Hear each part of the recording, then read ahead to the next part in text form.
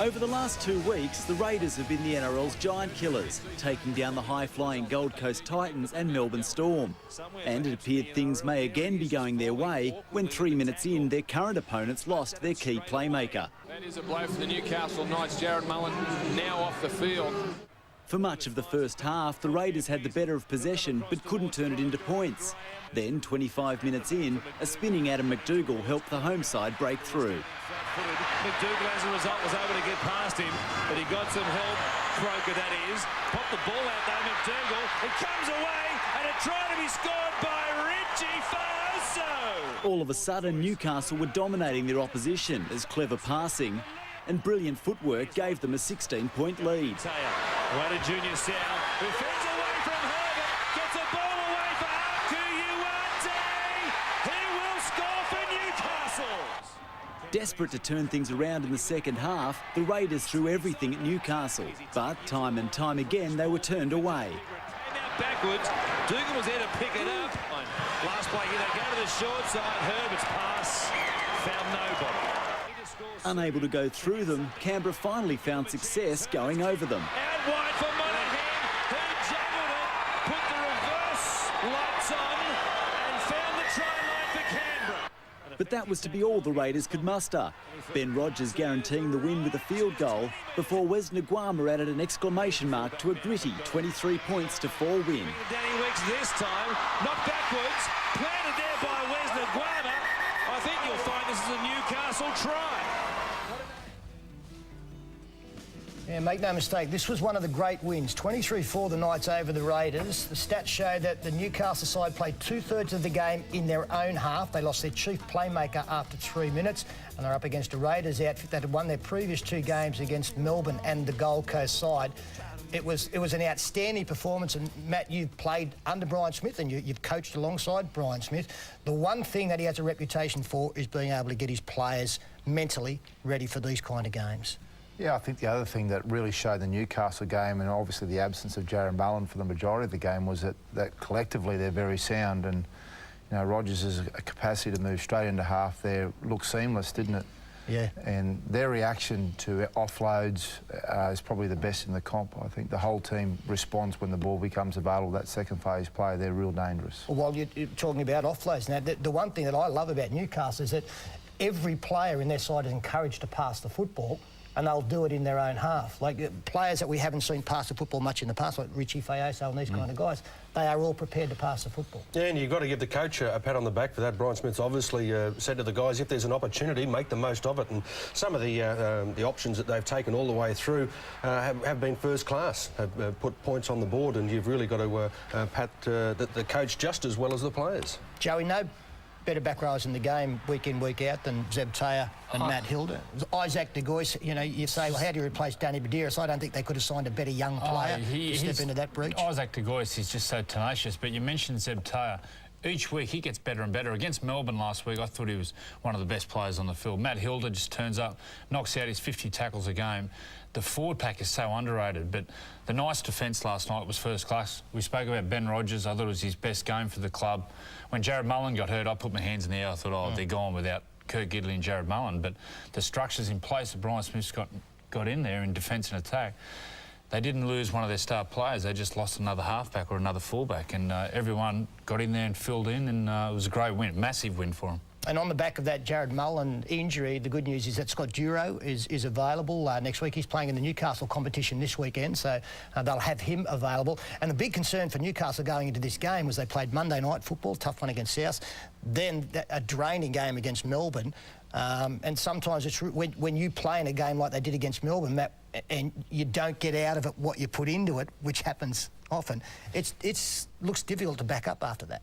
Well, again, we've already spoken about the coach, and Smithy has a good knack of that. I'm quite sure that he would have been fairly clear with them as to what they needed to do better, and they would have been very well prepared for what Canberra was bringing this weekend. And as you say, I thought it was an outstanding victory for them, and where they're situated in the competition, a really important one for them as well. And going into a bye, yeah. Yeah, massive. Yeah, You know, Canberra last night, that was a big game for them. And how much ball and field position they got. They scored 1 try off a kick. You know, I think Terry Campese, I think he's a great player. He has to go back and look at tapes from last year when he was running the ball. We've seen John Sutton on Friday night. He's a big 5'8". Get the ball and run, don't think pass. All right, well, let's get the reaction out of both sheds. Mate, that was courageous. No other way to sum it up, really, was it? Yeah, it was tough. We lost Mullo early, and it was real tough to get out of our own end, you know, the majority of the game. But, you know, to our credit, we dug in and defended the lead we had at half-time. Yeah, it's just disappointing. We know we got the team, the ability to win, beat any side in the comp. So when we're coming up short week after week, because we've had some close ones this year, just gets a bit disappointing. But I don't think you should take the shine away from the boys' performance tonight. No, even though I got injured, I think it was a great effort by the boys. You know, I thought Dodge led him from the front, Benny Rogers, and it was a great effort by, you know, forward, sort of backing up last week's performance. You know, they defended their line pretty good. We had, you know, that first half in the second, we were basically parked on their line the whole time. We just couldn't get over the line, so a bit disappointing. But you know, we've got to look forward to next week now and play Penrith up there. An important win for Newcastle this stage of the season. They moved to 22 points after that victory, and they will be assured of being on 24 points. So they go into the bye next week alongside the Dragons.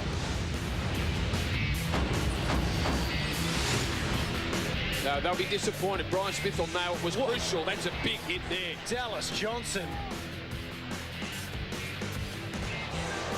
Yeah, we'll move on. I want to make a statement in light of last night and what's happened this year. Newcastle is the best team in the National Rugby League, and I stress the word team. And here I am presenting my argument. Over the last few years, the loss of Andrew Johns, absolutely colossal.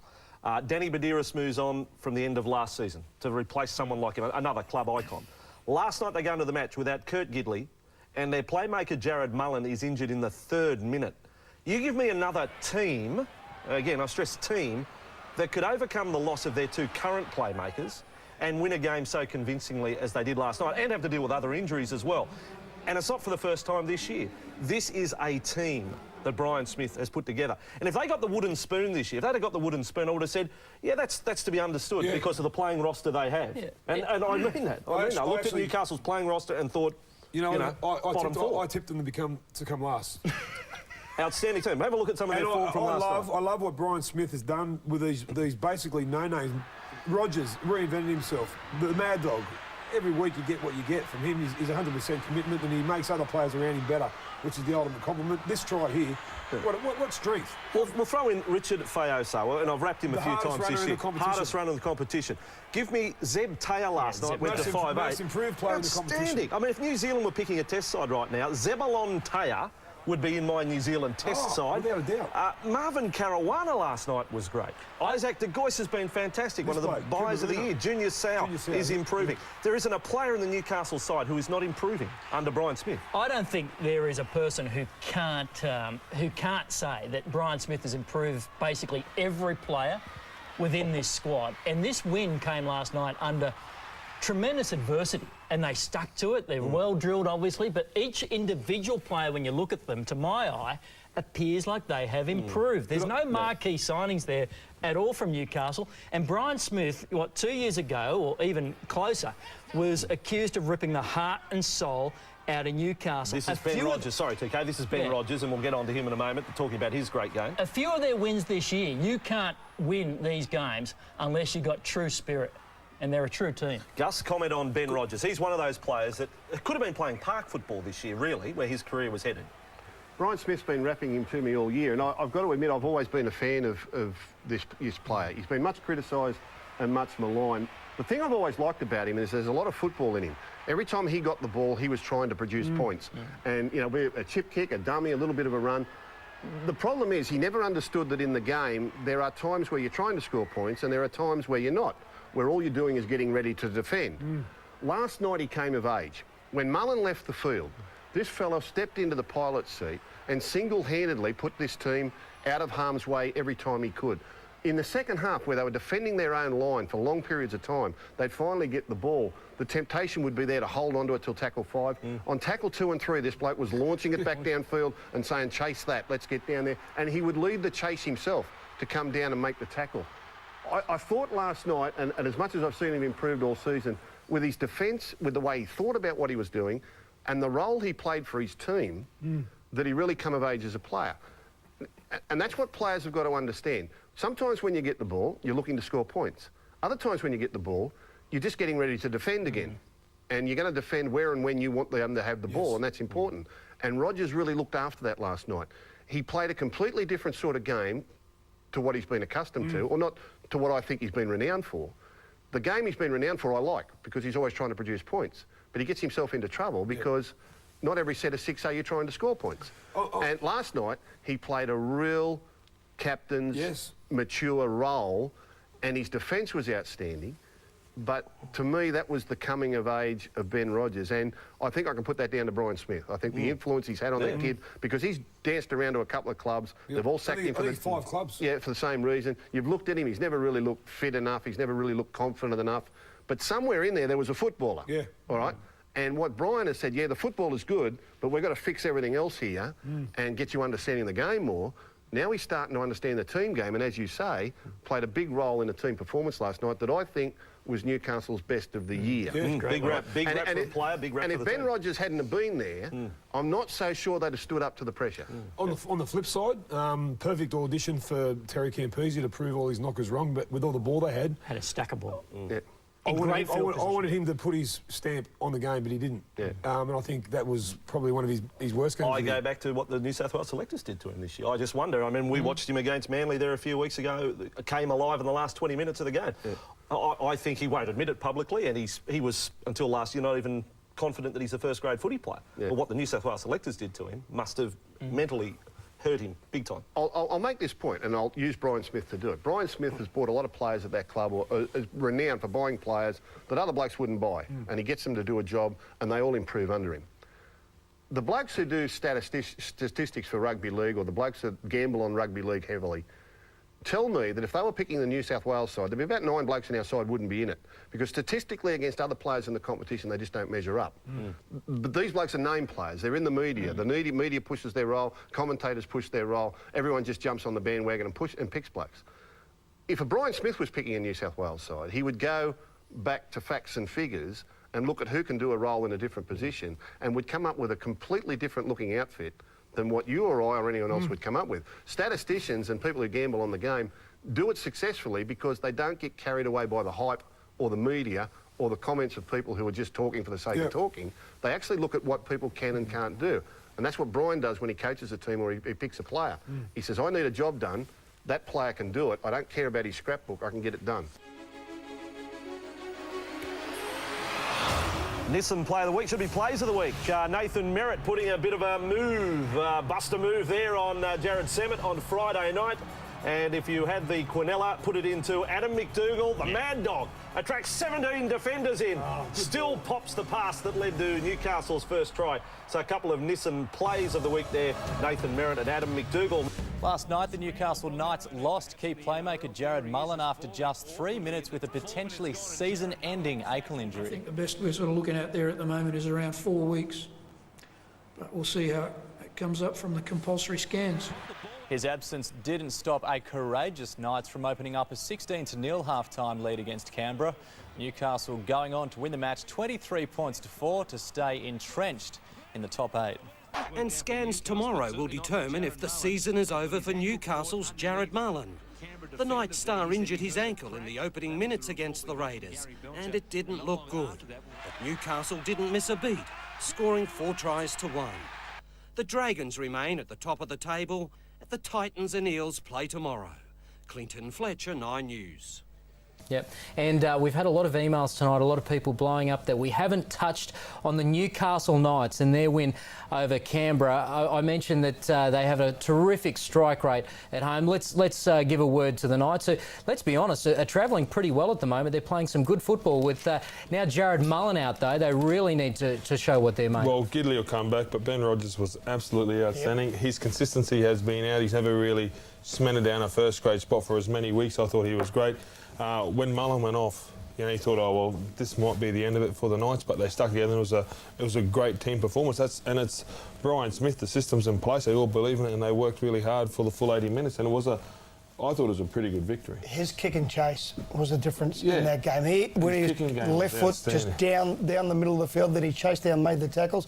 He's been probably the most improved player, I reckon, throughout the season 2009. He's been in tremendous form. They reveal details of their own competition. 100 years of rugby league, 101 premiers. In September 1997, there were 2 premierships, thanks to Super League. It split the game right down the middle. People still haven't talked to each other as a result of it. On September 20, the Cronulla Sharks, still searching for their first title, took on the Brisbane Broncos in the Super League Grand Final.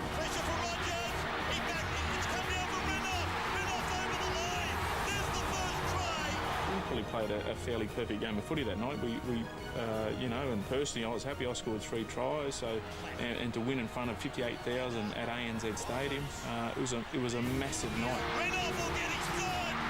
Virtually at the end of that grand final, everyone was saying, well, it's not a real grand final.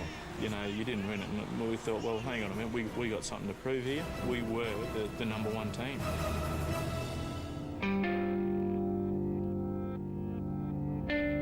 8 days after the Broncos Super League triumph, Newcastle took on Manly in the ARL Grand Final.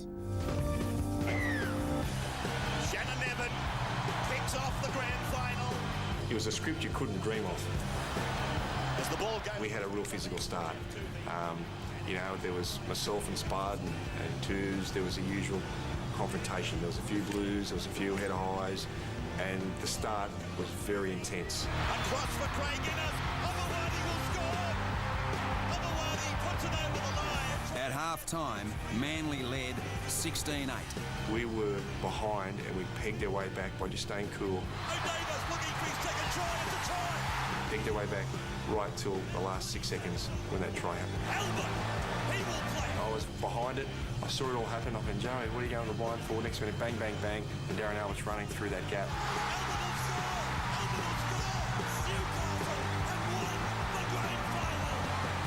It took me a couple of seconds to register, and it was just the most joy you could ever experience. It was wonderful. It does not get any better than that. It's a very tough.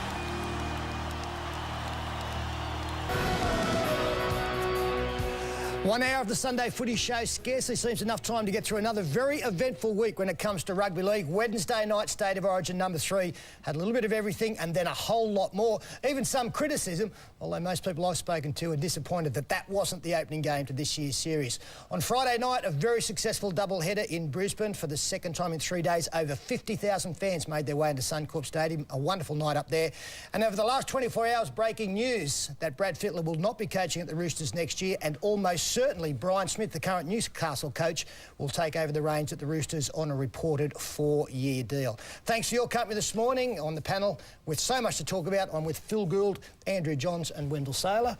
Guys, good to see you all, and we will have a chat very shortly, but firstly, let's get straight up to Newcastle, and the Knights CEO, Steve Burraston, does join us up there. And Steve, we do thank you for your time. I know you've been under siege last night, this morning, and that will continue. Can you just tell us how this transpired? Yesterday, was it a phone call from Brian Smith that brought this to light? Yeah, that's right. Brian gave myself and our chairman, Robbie Chew, a call yesterday and told us of his desire to take up an offer from the Roosters. And to be honest, we were trying to keep it under wraps, having the bye this weekend. Our players have had the weekend off, and we'd like to have addressed them before anything got out, but it started to slip out last night, and so we're facing the music now. The request for the release, Steve, was it completely out of the blue, or did you have an inkling that something was in the wind? Oh, we started to hear some rumours about 3-4 weeks ago that this may be on the cards. I have to say that I thought it was probably put to bed because nothing had happened, but at that stage our chairman had spoken to Brian and said, well, if anything is, let's be upfront about it, and to his credit he was. As soon as he got his head around a few things, he got in touch with myself and Robbie and told us what his desire was, and I have to say this is a mutual agreement, and it is subject to full board approval to release him from the last year of his contract, and we have a special board meeting tomorrow morning to decide that, but the recommendation from myself and Robbie Chew will be that we release Brian from the last year. Yeah, Burraston, Joey here. What's the players' response to the news? Yeah, I had a good talk with Kurt last night, and unfortunately, Joe, as I was saying, they're away, but Kurt was okay and understood, and I explained the reasons behind it. You know, that obviously we couldn't offer Brian as long a tenure as the Roosters had, and probably not match the offer, although I'm not privy to what his contract would be. And he had some personal reasons that he wanted to move back towards Sydney, family reasons and children in university and those sorts of things. So it was mutually agreed. You know, Brian's done a great job for us. He's certainly made some hard decisions and got us a good playing roster and a team that is highly competitive, and you know, he's done the job and probably set it up for someone to come in and take over a pretty comfortable roster. Steve, you said that there is a board meeting that has been organised for Monday morning, which I guess would be the earliest that you could have done that, and despite Robbie Chew and yourself endorsing the release, are you expecting any opposition from the board about releasing Brian at all? No, I'm not. You know, obviously I've had some phone conversations with most of the board. One of our board members is in the USA at the moment, and he's going to come in by phone, so I haven't discussed it with him. But I've explained the reasons to each board member to date, and, you know, most of those guys are pretty comfortable. OK, you know there's going to be a backlash from fans in Newcastle, and it'll probably be fairly savage in some ways. Yeah, I think that's unfortunate, because I think we've got to look at the good things that Brian's done here, and, you know, it's no good us trying to enforce something when someone's desire is to be somewhere else. But he come in, made some hard decisions, got some very good players to our club, improved a number of players out of sight, and he's really set us up to be competitive over the next 2 or 3 years, you know. I think we should remember the good work he's done here, and he's probably the right guy. You know, the Roosters unfortunately haven't performed on or off the field this year, and, you know, my recommendation to them, if they were looking for someone, would be Brian Smith, because he's the right guy to bring in to do that. Yeah, Steve, you spoke about it's a great roster to take over. There's obviously some names being tossed up. Michael Maguire from Melbourne, and also Rick Stone, the current assistant. Has there been any talk about who'll take over? No, there hasn't at this stage, but you're right, Joe. You know, certainly we've got a strong support staff, which you'd be aware of around Smithy, and Rick Stone is very well credentialed through predominantly the Queensland Cup, and now been at the club for 4 or 5 years behind 2 coaches, so we'd be quite comfortable there. There's a number of other assistant coaches at 2 or 3 clubs that are highly respected, and there's a few ex-NRL coaches out of a job, so we're not in any rush. We'll make the right decision, and we're not overly concerned with getting the right person in the job before November. And Steve, that would indicate that there's no chance that Brian will be leaving early this season. He'll be there to get the job done, take the side into the finals, and maybe achieve some great success at the end of it. Yeah, we spoke about that yesterday, and, you know, anyone that knows Brian knows he's a very intense coach and he's a very professional coach, and certainly he says to me there's still a job to be done here, and he believes he can win the competition, and, you know, I've got no doubt he'll do the job, he'll do it well, he'll do it professionally, and we'll stay on track till the end of the year. Well, once again, Steve, thank you very much for your time this morning. We hope that this doesn't prove to be a distraction for the end of the season. Newcastle Knights playing some wonderful football this year. Thanks for joining us. Thanks, guys. OK, and during the show, we're confident that we will get a reaction from Brad Fittler as well as to the news there. Brad, it'll be interesting to see what he's got to say about not being there next year. I think there may be some relief for Brad in some ways. And Gus, don't want to put you on the spot here, but I'm assuming on the back of your very strong friendship with Brad Fittler and Nick Politis, this may not be exactly news to you. Did you? No, it's no surprise, and I think it's a great coup for the club. I think just in the current situation, you can't deny the fact the club is running last. It's in the wooden spoon position. There's been off-field drama for some time now, and sponsors and fans start to ask questions, and the club had to react, and I think that Steve Noyce and Nick Politis have done the right thing, and they've acquired a great coach for the club. I've always been a big admirer of Brian Smith, and I think he's just the right man for the job. Having said that, obviously I've got the friendship with Brad Fittler, and I haven't spoken to Brad yet, but spoke to Nick last night, and he said Freddie's first reaction was, oh, he's a good coach. You know, so Freddie's first reaction was for the club. He thought that's good for the club. He's naturally disappointed. He would have liked to have grown with the team and some of the young blokes that they've got there. I spoke to Brian Smith last night to congratulate him and welcome him to the club, and he indicated to me, and I hope I'm not talking out of school, that he'd like Brad to remain on in some capacity, and I hope in time Brad sees fit to do that, because I think Brian could offer him a lot in the way of experience and education. And if Brad wants to pursue a coaching career further in the future, which I think he does, Brian would be a great bloke to work with. So I'd like to see how that pans out, and I'm not putting any pressure on either party there, but Brian did indicate that he'd love Freddie to stay around. Wendell, there's no doubt that there will be a backlash in Newcastle. It's not a big place up there, and they love their football, and they'll be disappointed to see Brian Smith go, but it would be crazy if he wasn't staying on for the rest of this season. Oh, for sure. Look, I've said it before. Newcastle, they're the real deal this year, and what he's done to that team, how he's moulded some of those players, has been unbelievable. But if I was one of those players that he's brought to the club, I'd be pretty disappointed. You know, great coach, obviously can shape a club, and Nathan Brandon Gordon Tallis have told me over the years that's what he's great at doing. So it's unfortunate that he's moving on, but it's great for the Roosters. I always got the feeling when Brian went to Newcastle, it wasn't going to be a long-term tenure anyway. I think Brian Smith came in at a time where this club was in a bit of trouble, and it was on the verge of the post-Andrew Johns era. This was a team that couldn't win without him, and Andrew actually got injured in the first year that Brian was there. So it happened pretty quickly, and they were lucky that Brian was up there. And I think, in my mind, knowing the people at Newcastle and why they went for Brian Smith and what he was to do, he's done everything and more that they could have done. You've got to remember, his first 12 months were fairly tumultuous. I mean, he turned the place on its head. And what he said was, well, this is a team that could never win without Andrew Johns. He's never going to be here again, you know, so I've got to change the whole place. And he changed the culture, and I mean, they were stoning his house. I mean, he was in all sorts of trouble up there, but he persevered, believing what he knew was right.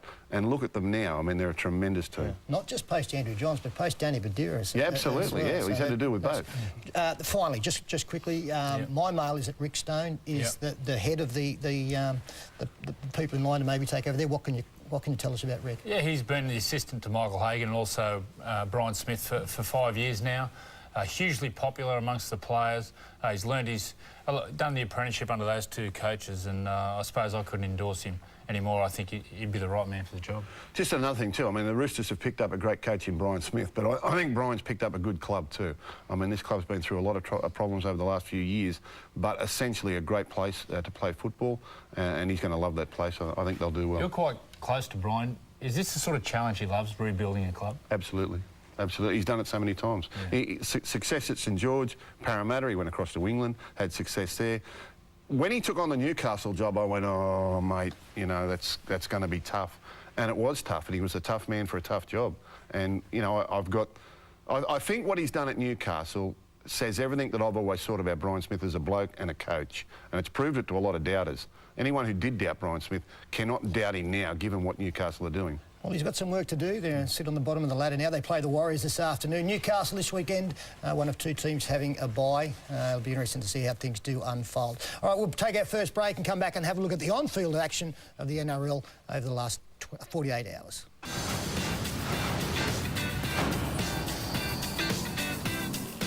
Welcome back to the Sunday Footy Show. Round 19 of the NRL competition. 7 matches to be played this weekend. We've already had 4 of those. And with his weekly update, here's Tim Gilbert. Peter, boys, good morning. Well, what a story this is. We are getting a little bit of news down the freeway that there are a couple of players and some other people in Newcastle that aren't happy with the decision. But I suppose that's a compliment to Brian Smith, isn't it? He went up there and made some very tough decisions and became very unpopular very quickly with the sacking of Clint Newton. But he's turned it round and he's off to the Roosters. But that happens in rugby league. It happens in business.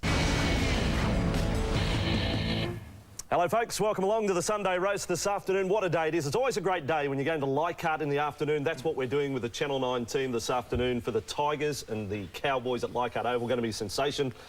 Go to the game, then whip home through the traffic. There's a little bit of traffic getting out of Leichhardt and watch the end of the Channel 9 coverage. Look, on the roast today, we will review some of Origin, not the whole box and dice, but a few specific incidents to give the boys a crack. Been plenty happen over the weekend. MG is here. TK from Radio 2KY, Big Sports Breakfast. Thanks for working a 7th day in the week.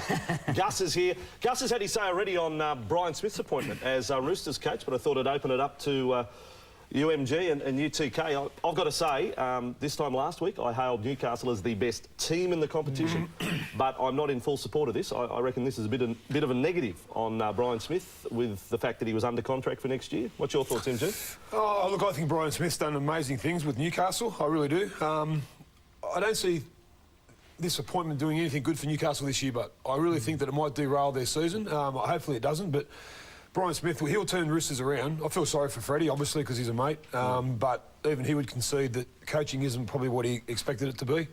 It's a hard gig. And I think Brian Smith, what he's done with Newcastle, I really rate him as a coach. I really do. But I think that Newcastle from now on, they might go... All right, TK, what's the reaction going to be? Watch out, Roosters. They're in for a rude awakening, aren't they? In particular, the senior players. Get on board with your coach or get out of the club. That's going to be the word, I'm pretty sure, from Brian Smith. The fact of the matter is, I think he'll improve the Roosters. There's some good young talent there. I think it's a great appointment. You mentioned walking out in the final year of the contract, but you've got to say that Brian Smith went to the Newcastle club, said, can I have 3 or 4 weeks to go and have a chat, because you've only given me a 1-year extension on the end of my current contract, which isn't a huge leap of faith, is it? So as soon as a coach wants to say, can I have 3 or 4 weeks, or a player, can I have 3 or 4 weeks to go and, put the toe in the water, you've got to think the bloke's out of there. It's a good appointment. He's a strong senior coach, exactly what the Roosters need. The next big thing for the Roosters is, will they be hypocritical and go ahead with the signing of Todd Carney? Now, during the week, had a big conversation with Stephen Noyce, the CEO, who has penned an open letter to the fans of the Roosters saying that we give you a commitment that we will turn around our off-field behaviour. In saying all of that, can you turn around your off-field behaviour, be good to your word, and still go ahead with the signing of arguably the biggest disruption off the field in the NRL? Certainly got the tag bad boy, Todd Carney. Oh, certainly. But he's had some time to think about what's happened to him. He had that time. Yes, How often can you have a time? I'm all for giving blokes 1 chance, maybe 2. When you're getting up to 4, 5 and 6, and you're trying to change a culture within a club, is that sending the right message? Just quickly on this one, enough about the Roosters, but for Newcastle, who's the best man to replace Brian Smith? Do they now... Because the job is being done there, do they still need another experienced man in the ilk of Brian Smith, or do they go with the young coach, a David Fairley or someone like that? It's a very interesting question, because Brian Smith is a very unique sort of coach, and his ability to recruit players that other coaches probably wouldn't look at, or that other clubs have sort of failed with, and to turn them into really good first-grade footballers is an art that I think is unique to Brian. He does it better than anyone else. Not going to be easy for anyone to take over that side, and I know how well Newcastle are going at the moment, but that has a lot to do with Brian and what he's instilled in those kids, and that's not going to be very easy to replace. So I've got no real answer to that. I'd like to see a couple of my mates in Andrew Johns and Matty Johns get involved with that, with the ex-Newcastle boys, and that would be a thrill, but that's only my own personal opinion. I'll throw a few at you here. Would Gus Gould coach Newcastle? No? No, well, I'll throw it at you here. Here's one from Chris of Townsville, Broncos fan, saying, I think even though I'm nearly choking saying it, the Broncos need Phil Gould. Will you ever coach Brisbane? They'll choke if I went to Brisbane. OK, and then I've also got one here from Ash of Auckland in New Zealand. Coach the Warriors. If there was ever a chance, would Phil Gould coach the Warriors? Leaving out the weather in Auckland, would the great Gus come out of retirement and coach the Warriors? The weather's no problem. It's flying backwards and forwards every week. Right, I don't know how they do that. So no, no, and no. No. Oh, some familiar faces there on what is a beautiful afternoon in Sydney. The last couple of days in Sydney have been spring-like as opposed to the middle of winter. Yes, there's a little bit of a chill in the air, but in the sun it is a glorious day. Some youngsters from Bondi United, the home club of Tom Simons, and some Roosters fans and also some Warriors fans here this afternoon for this NRL Sunday clash on round 19. Good afternoon, I'm Mark Braybrook. Welcome to the Sydney Football Stadium for what promises to be an exciting battle between two teams who love playing each other. We've had a couple of draws and we've had some wonderful matches between the two. Will we see the same again this afternoon? We'll find out soon. Joining me in commentary, Gordon Tallis. And Gordon, on an afternoon where the Sydney Roosters are talking about a decision they've had to make in telling one of their favourite sons, Brad Fittler, he's no longer needed at the club in 2010. Yeah, well, it's going to be an emotional day. Look, Brad Fittler is probably no greater player, or arguably one of the greatest players to play at this club. His coaching life now, well, now he knows that he's not going to be here next year. How do the players respond? Well, they've got a new coach to impress, so I think that they're going to obviously go out there and have have a red-hot go for him today, as they should have been doing all season. Yeah, it's interesting how they've kept it pretty secret for so long, the Roosters. It came out yesterday. They were hoping to tell the players today, and so the players found out the same way we did. Yeah. Well, I found out watching Andy Raymond, and then obviously you repeated it in the second game. Look, it's probably not professional. They wanted Freddie to address the players. Freddie found out yesterday, obviously, and they wanted to address the players. It's not ideal, but there's no secrets in rugby league. We all know that everywhere that works now that knows that there's no secrets. But the players, they just got to respond. Now they all know. Freddie probably will address them and say, listen, boys, go out there, and obviously they're going to have to try to impress Brian Smith. And well, Brian Smith is the man that will be taking over, and I think they've come up with, when you consider what the Roosters have been through this year on and off the field, arguably Brian Smith is the most qualified person to take control of a club like the Roosters at the moment. Well, what he did to Newcastle when the loss of Andrew Johns, something had to happen. He's come and he's brought in all these systems, all these new kids, and now there's life after Andrew Johns. A lot of clubs struggle. You look at Parramatta, I think they're still struggling from the 80s with Sterling Kenny. You look at Brisbane, I hate to see what's going to happen when Darren Lockyer leaves their club. There's been so many famous number 6s that wear that jersey. When Darren Lockyer leaves, that club's, I think that's going to be the biggest hole that have been left in.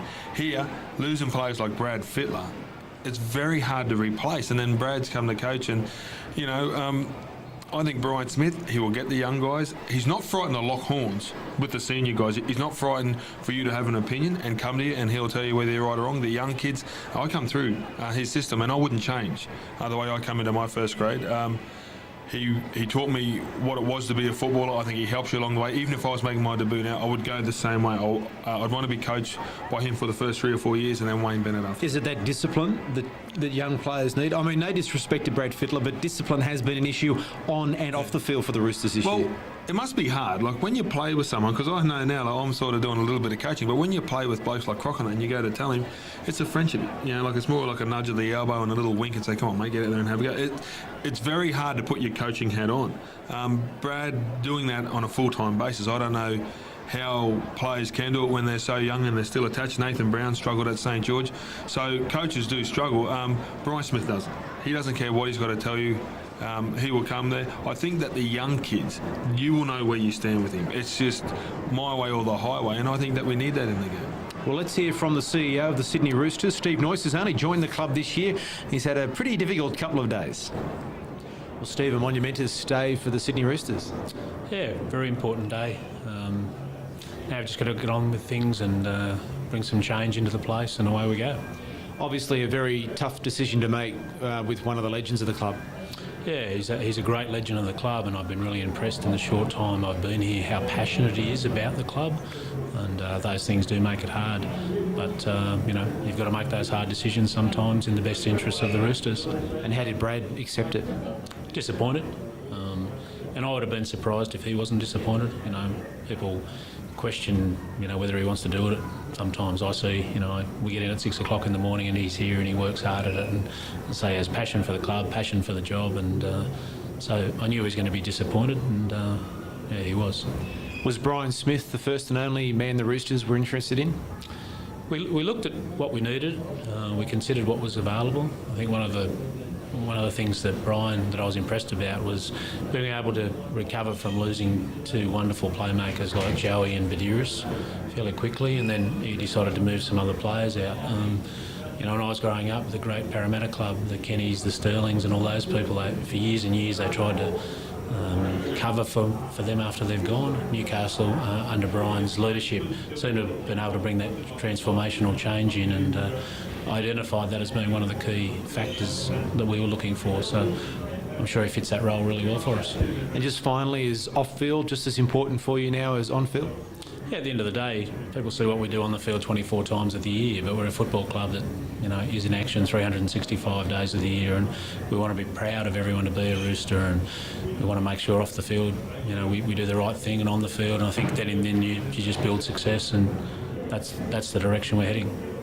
Noyce there, the CEO of the Sydney Roosters. The difficult decision now has been made, Gordy, the fact that Brad Fittler won't be at the club next year, and Brian Smith is his replacement, a 4-year deal. The Roosters now, the players in particular, some of those players are playing for their future. Well, they are, but they've got to good group of young kids here, and that's what Brian Smith's going to help. You know, the young Tommy Simons and Mitchell Pearce and these guys that are coming through the grade, and Ben Jones, they're going to really... Brian Smith is a teacher of rugby league. He teaches you how to play football. You know, there is a question mark whether he can go to the biggest step, the biggest stage, because he hasn't done it yet. But there's no doubt that he's, you know, at Parramatta, he's very successful. At Newcastle, he's turned around. Losing someone like Andrew Johns and Danny Buderus, they're massive halves, and he's going to bring that to this organisation and discipline. Yeah, that's what this club needs. Well, if you believe all the papers, this club needs it on and off the field, and once you're more successful off the field, it does flow on the field. What about Newcastle, Gordon? The fact that Brian Smith has really done what he's done, and it's been quite clinical in the way he's gone about things at Newcastle. He's upset a lot of people, but he's, as you said, he's focused on what he has to do, and I suppose the proof is in the pudding at the moment, the way the Knights are playing. It's not going to be easy for them for the remainder of the year, is it? They can talk about being professional and will continue, etc., but it's going to be interesting to see how the Knights players and the fans react in the run home to the playoffs. Yeah, well, they got to be happy. I think that they've got him to a certain area, and the reports are maybe the Johns brothers are going to come there, but you can't throw the season out. Like, these guys have worked really hard. They've had a great off-season. He's still their coach. He's still going to put in as much effort. He knows that there's an opportunity. Oh, there's no question about that, but I'm sure that some of them may feel a bit let down that have come to the club. Yeah, I think so, because, you know, he made all the hard decisions, and he's got all those blokes away, and they would have been dirty when the Danny Buderus and all these guys had to leave, and he drew the line in the sand because he wanted to have a young club, and now those guys that he's been building and maturing, now he just sort of like abandons them. Yeah, there might be a little bit of that, but it's a professional game now. They all get paid professional. They just got to move on, do their job. But yeah, there would be thoughts in the back of their mind, but as I said, mate, they got, you know what. Well, they also, I think, see that they've got an opportunity of winning this competition. This is a wide open race. Well, I don't think that the premiership side has stood up.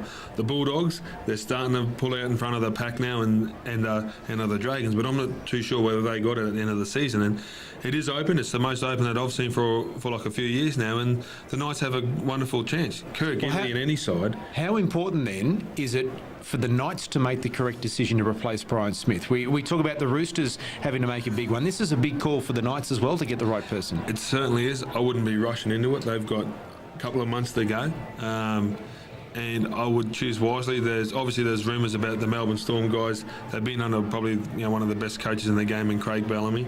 That's Maguire and Stephen Kearney. There's rumours that the Johns boys will do it, and that's what I'd love to see, because Matty Johns, you can tell that he's a frustrated coach and he wants to do it. Obviously, he was struck with media commitments, and it's an easy job sitting up here talking about it, but I think Matthew Johns and Andrew Johns would be wonderful, not only for rugby league, but for Newcastle itself. They know the game better than any, and Matthew Johns, he wants to do it, and with the help of Andrew Johns, and you get someone like Chief working on the forwards, that's where I'd love to see Newcastle go, get the old guys back in there, turn it into the force that we all know it can be.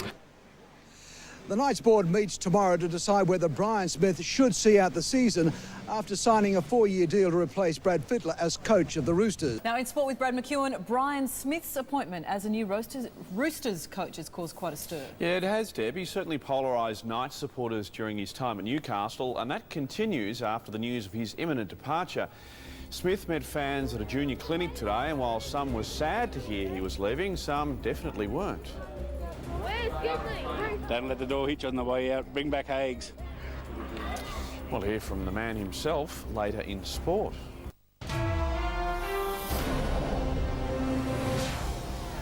Good evening. Brian Smith says he's looking forward to the challenge of returning the Roosters to the top of the NRL ladder. Smith believes the new Newcastle coach will take over a ready-made team after he rebuilt the Knights list 2 years ago. Brian Smith, Bondi bound, 3 years into a 4-year deal at the Knights. Some of those boys are, they feel like I've been more than a coach for them, and lots of the guys feel like more than players. After a player clean-out upon his arrival in 2007, Newcastle is now a genuine finals contender. Whoever gets the coaching gig at Newcastle in 2010 going forward has got an ideal situation. He was brought in to do a job. He had to make some tough decisions. He's done those. The players agree. And definitely he's sort of turned us around, which is, it's been great. And I'm sure he'll do a very similar job at the Roosters. Oh, he's done a great job here. Yeah, he's made me a better player. Public opinion on Smith's departure is divided. He's done a fantastic job, and I think it would be, I think most people would do what he's done Don't let the door hit you on the way out. Bring back eggs. Smith has been voted the NRL coach players would least like to play for, but it's likely the very qualities that make him unpopular with players are what made him so appealing to his prospective employers. Yeah, I think so. And, you know, like Brian is a strict coach. He's also a very intense coach. At the other end of the spectrum, the ever easy-going Brad Fittler. Bit of a spinner, isn't it? I felt for Brad yesterday. I don't think he was in a very good position. I think the under-20 strapping year before me, so that's a bit disappointing. Freddie not considered the man to turn around the club's ailing fortunes. Poor results and a spate of off-field dramas sealing the coach's fate. At this stage, we think there's someone better who can do the job. I live for those sort of challenges. I'm maybe a bit of a weirdo in that regard. Andrew Blow, 10 News. Well, Ken's back now with sport and a story that will have the whole league world talking, Ken. Peter, again, it involves the Knights and one of their favourite sons. Welcome back to Lords. You know, there's an interesting twist tonight in the hunt for a coach to replace Brian Smith at Newcastle. League reporter Danny Weidler reveals Matthew Johns is considering applying for the role. Speaking for the first time since his 4-year deal was signed and sealed, Brian Smith was still upset that news of him joining the Roosters and Brad Fittler's sacking was leaked to 9 News on Saturday night. I felt for Brad yesterday. I don't think he was in a very good position. It was way worse than mine was. Smith says walking out on the last year of his contract was a business decision and that he's keen to rebuild the Roosters. I live for those sort of challenges. I'm maybe a bit of a weirdo in that regard. Roosters players can breathe easy. He's not planning a mass clean-out, at least not yet. They might not all be exactly who I want, but you know, I'm going in with my eyes wide open. Now the hunt is on for a new Knights coach. Smith's assistant, Rick Stone, is an early favourite, but the Knights will be keen to hear from Matthew Johns. He's loved by everybody in Newcastle. He's been an integral part of our club for a long period of time. I'm not sure that he'd want to do it, but sure, he'd be a strong contender. Johns has always wanted to coach and he's got a definite interest in the Newcastle job. He's just got to decide whether his future is in coaching or in the media. One thing is certain, the Knights won't judge Johns on the Christchurch scandal. I think that we were talking something that happened 7 years ago. I don't think it's a public matter. I think it's a matter for him and his family to work out. I think we're well beyond that. And the Knights have no problems with Brian Smith's decision to join the Roosters. I don't think anyone's bitter with him. He's, you know, as I say, you've got to look after number one. From a player's point of view, it would have been nice to hear it from your coach. Some of the players whose careers he resurrected here in Newcastle were close to tears when they talked to the veteran coach, but he wasn't making any apologies. At the end of the day, it's still a business. I'm not their dad. He can't wait to rebuild the Roosters. I live for those sort of challenges. I'm maybe a bit of a weirdo in that regard, but I'm happy with it. I found out I was a weirdo a long time ago. As for being league's miss, to fix it, I'd like to be Mr. Winner soon. Patrick Mollahan, 7 News. The NRL and the AFL square up over TV violence and on-field violence. Yes, and could Matty Johns make a surprising return to the NRL as Newcastle coach? But sure, he'd be a strong contender.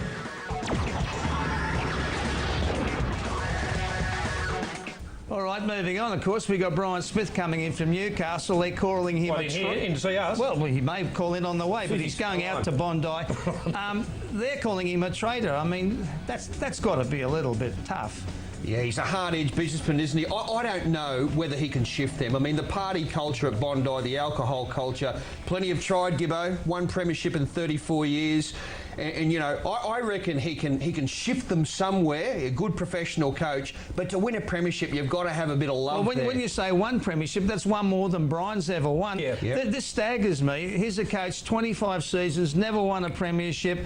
He signed up for 4 years at $12,000 a week. I worked it out. I can do those things, Billy. For 4 years. He seems to be a very good coach of young men. That's what the Roosters have got. I think it's a 21 years average age of the Roosters. So he's very good at putting the discipline into them, and that's what they got him for. Well, he put the Bulldozer he stuffed up the St George, never got got in grand finals, never won. Then Para. Now Newcastle seems to have done good things. But he put the Bulldozer through when he went to Newcastle, and that's what they want him to do. Obviously, to clean the joint out, build build it up again and then move on, I guess. After 4 years I think he got a 4-year Yeah, but deal. even he's in the middle. Isn't Brian also in the middle of a contract? Yeah, 1 year left. Yeah, so why are they letting him out, though? Why are they letting him out of his contract? Why they said if he's not happy, same as you should do for any of your employees. But was it that he's not happy or that he saw a 4-year challenge? No. Yes, he wanted longer tenure. Right. Like, he's in his late 50s as well, mid to late 50s. He wanted longer. Tell me, what's it? They gave him 1 year. Right, and he said that's not enough. That's not enough. And the Roosters offered him 4. Do you realise, Billy, he has never completed a contract?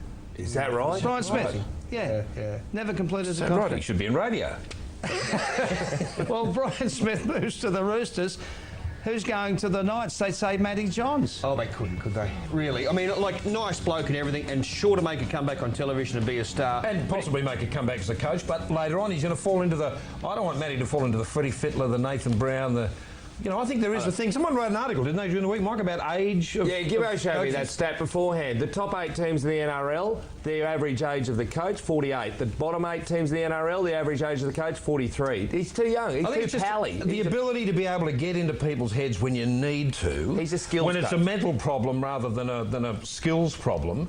I just don't think these guys, when they're that young, they don't have the credibility, perhaps, with... Mate, head coach is a killer of a job too. I don't know. Why would Matty want to do that? I tell you what I He'll like, be back though. in the media soon. Yeah. The way that Kevin Moore's bucked the system, you know what I mean, and proved that it can be done, sort of thing. Yes.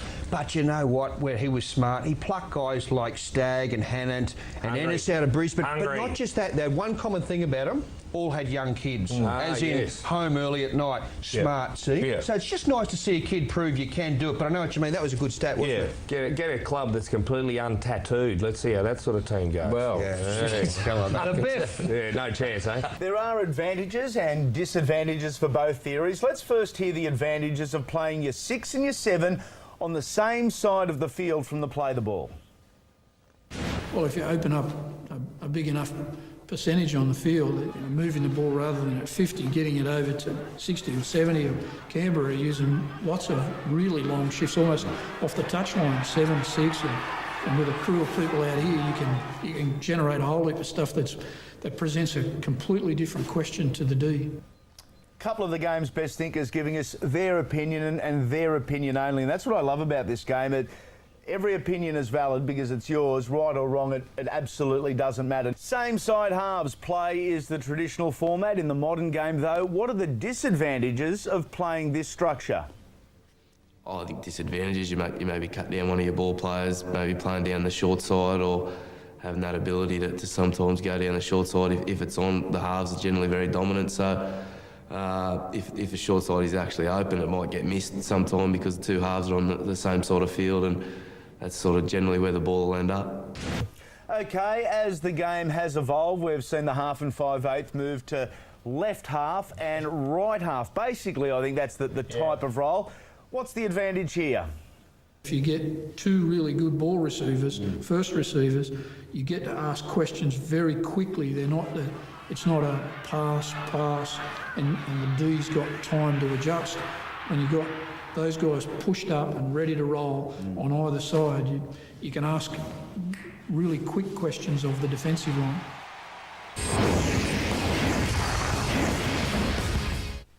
This week on NRL on Fox, with Brian Smith on his way to the Roosters, we'll look at what's in store at Bondi Junction and who's in line for the top job at Newcastle. Unfortunately, though, it's not all about us. What? Can you believe that? Here is what the others are up to. Jace is catching up with rugby league legend Andrew Johns. You can't hear much? Is that a pick-up line?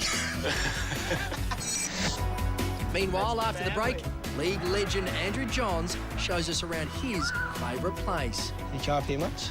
Is that a pick-up line? Hold up. Thanks for the game. Now, I can't say I'm much of a rugby league player, but if I was planning on having a little kick with a footy, wouldn't it be cool if the guy I was kicking it with was arguably the greatest player who ever graced the game? That'd be true. Oh, here it comes. Oh, and that's a pretty good catch. Yeah.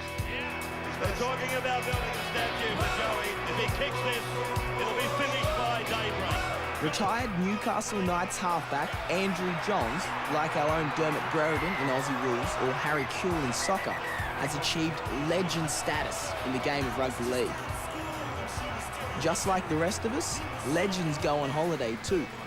And it makes sense that Joey's favourite place is right near his old home ground in Newcastle. It's a great spot. It's a good view, isn't it? Yeah. You come up here much? Is that a pickup line? Well, after that walk, you know. The Port Stephens area is about 3.5 hours drive north of Sydney, or one from Newcastle. And Tomaree Headland in the National Park sits on the eastern point, just above Shoal Bay. Yeah, well, I remember coming up, from 6 to 8. My parents had a caravan, and they've still got the same caravan, the same spot. So Yeah. all those people who we sort of grew up with, they've all got kids now, and whenever our kids come up, they all play together. It's like a next generation coming through. You can see a few spots here where we used to surf, actually. Yeah. The first one here is Zenith Beach. It gets pretty dangerous. The tiny one you can see there is Wreck Beach, which you hear different stories about what goes on down there, and with your shaved legs, I think you'd enjoy it. Yeah, right. You've been chatting with the crew too much, haven't you? Crew time. And then the next one is Box Beach, where we're going to go surfing. That's a good surfing spot.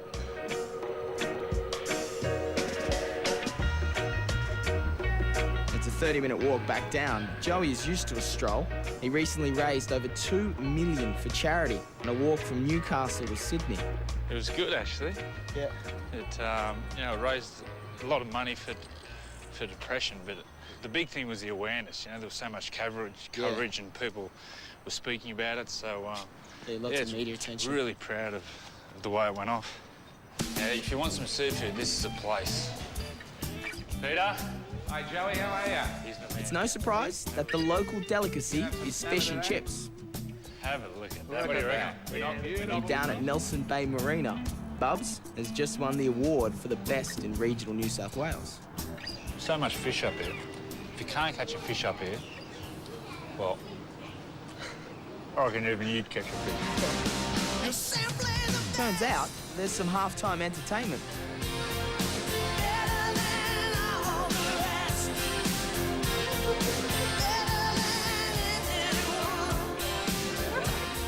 We call it pelican a few times. Yeah. What does your brother call you? He calls me a lot of things. What's the main thing he calls you? Barge ass. You like that? It's funny. You give me hell the whole story, I get to give you a bit of hell. Oh, no. Joey and I both love a surf, and today, Box Beach has the best waves. And before we go out, I just want to have a look what's on that board there. What's the picture of on the front? That's the family.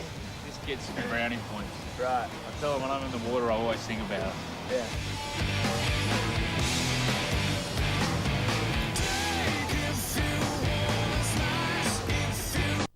Once you're out there, all the pressure from being on land, it seems to go. So for me, it was a great way to release all the pressure and a great outlet. And I don't know where I'd be without it, really. All right, team, huddling. See the team up there. See the little girl in the pink? Look up. She's the one we've got to watch. Before we start, I've got to warn you. We're playing Andrew Johns, so it doesn't look good off the start. But I got most improved in Year 6, so I think we're good. Hands in. Most improved means you're the worst player on the team. So he's the one we've got to target. Let's go. 3, 2, 1. Come on. Excited? You excited? Come on, show me some excitement. Let's go. Earlier on, I promised we'd have a kick around, and Joey isn't too big time for a game in the sand at Shoal Bay.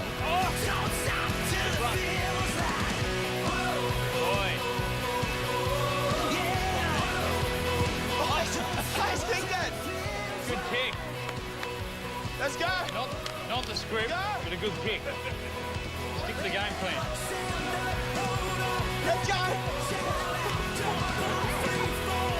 Let's go again. He's in. Let's see try. Well done. Thanks for the game.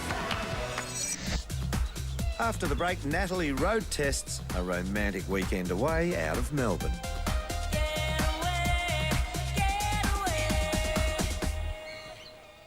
It'll be hard to barrack against the Knights when they wear these jumpers against Melbourne to support Close the Gap Week for Indigenous Health in round 23. Patrick Mollahan, 7 News. Tomorrow night up here in Queensland, you'll see the Titans Broncos, and after that, you'll see Seagulls take on the Knights. That is the live game in New South Wales on Channel 9. It's a Brookvale home game which has been transferred to Blue Tongue. Yeah, but the first game after the news of Brian Smith, I do wonder about the reception. Again, here's a topic that's polarised league fans this week. If you hear supporters like Jack Newton, who's Newcastle through and through, he says Brian Smith should have been flicked on the spot. Really? The moment that he pledged his loyalty to the Roosters beyond this year. Look, I think Newcastle, a lot will rest on Kurt Gidley if he's fit. I'm hearing things not looking good for Kurt Gidley. And I think they need him there. They've suddenly become a little inconsistent. Without Kurt Gidley, I want to be on Manly. I'd have to say, yeah, I'm on Manly as well. I think the boys are playing out of their skin. One guy I'd like to mention is Anthony Watmough. He's playing outstanding.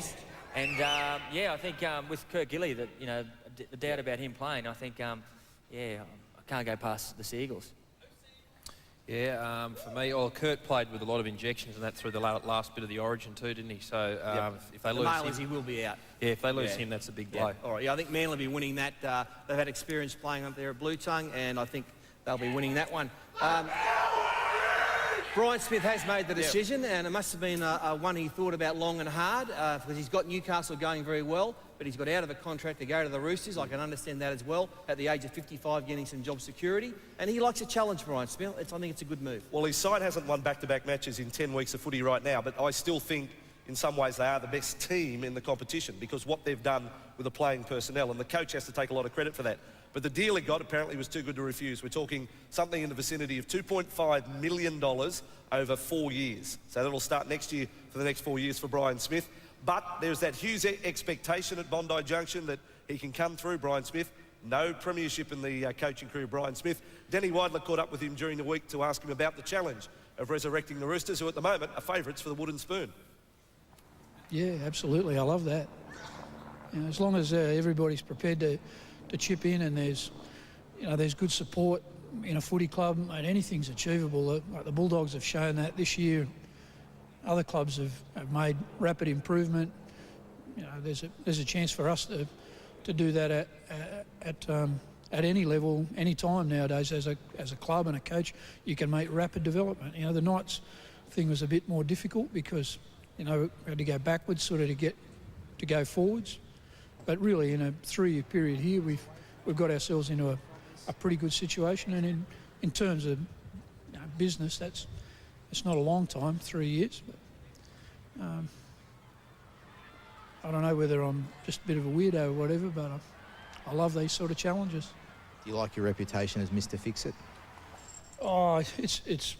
I suppose it's real. It's true. But most of the places I've been to, I've been down on their luck or haven't been performing at their peak. And I take a bit of pride in the fact that in most cases, I think by the time I've left, they've been in better shape. At least we haven't won a premiership, which is, that's where I want to be. Is I want to be Mr. Win It after Mr. Fix It.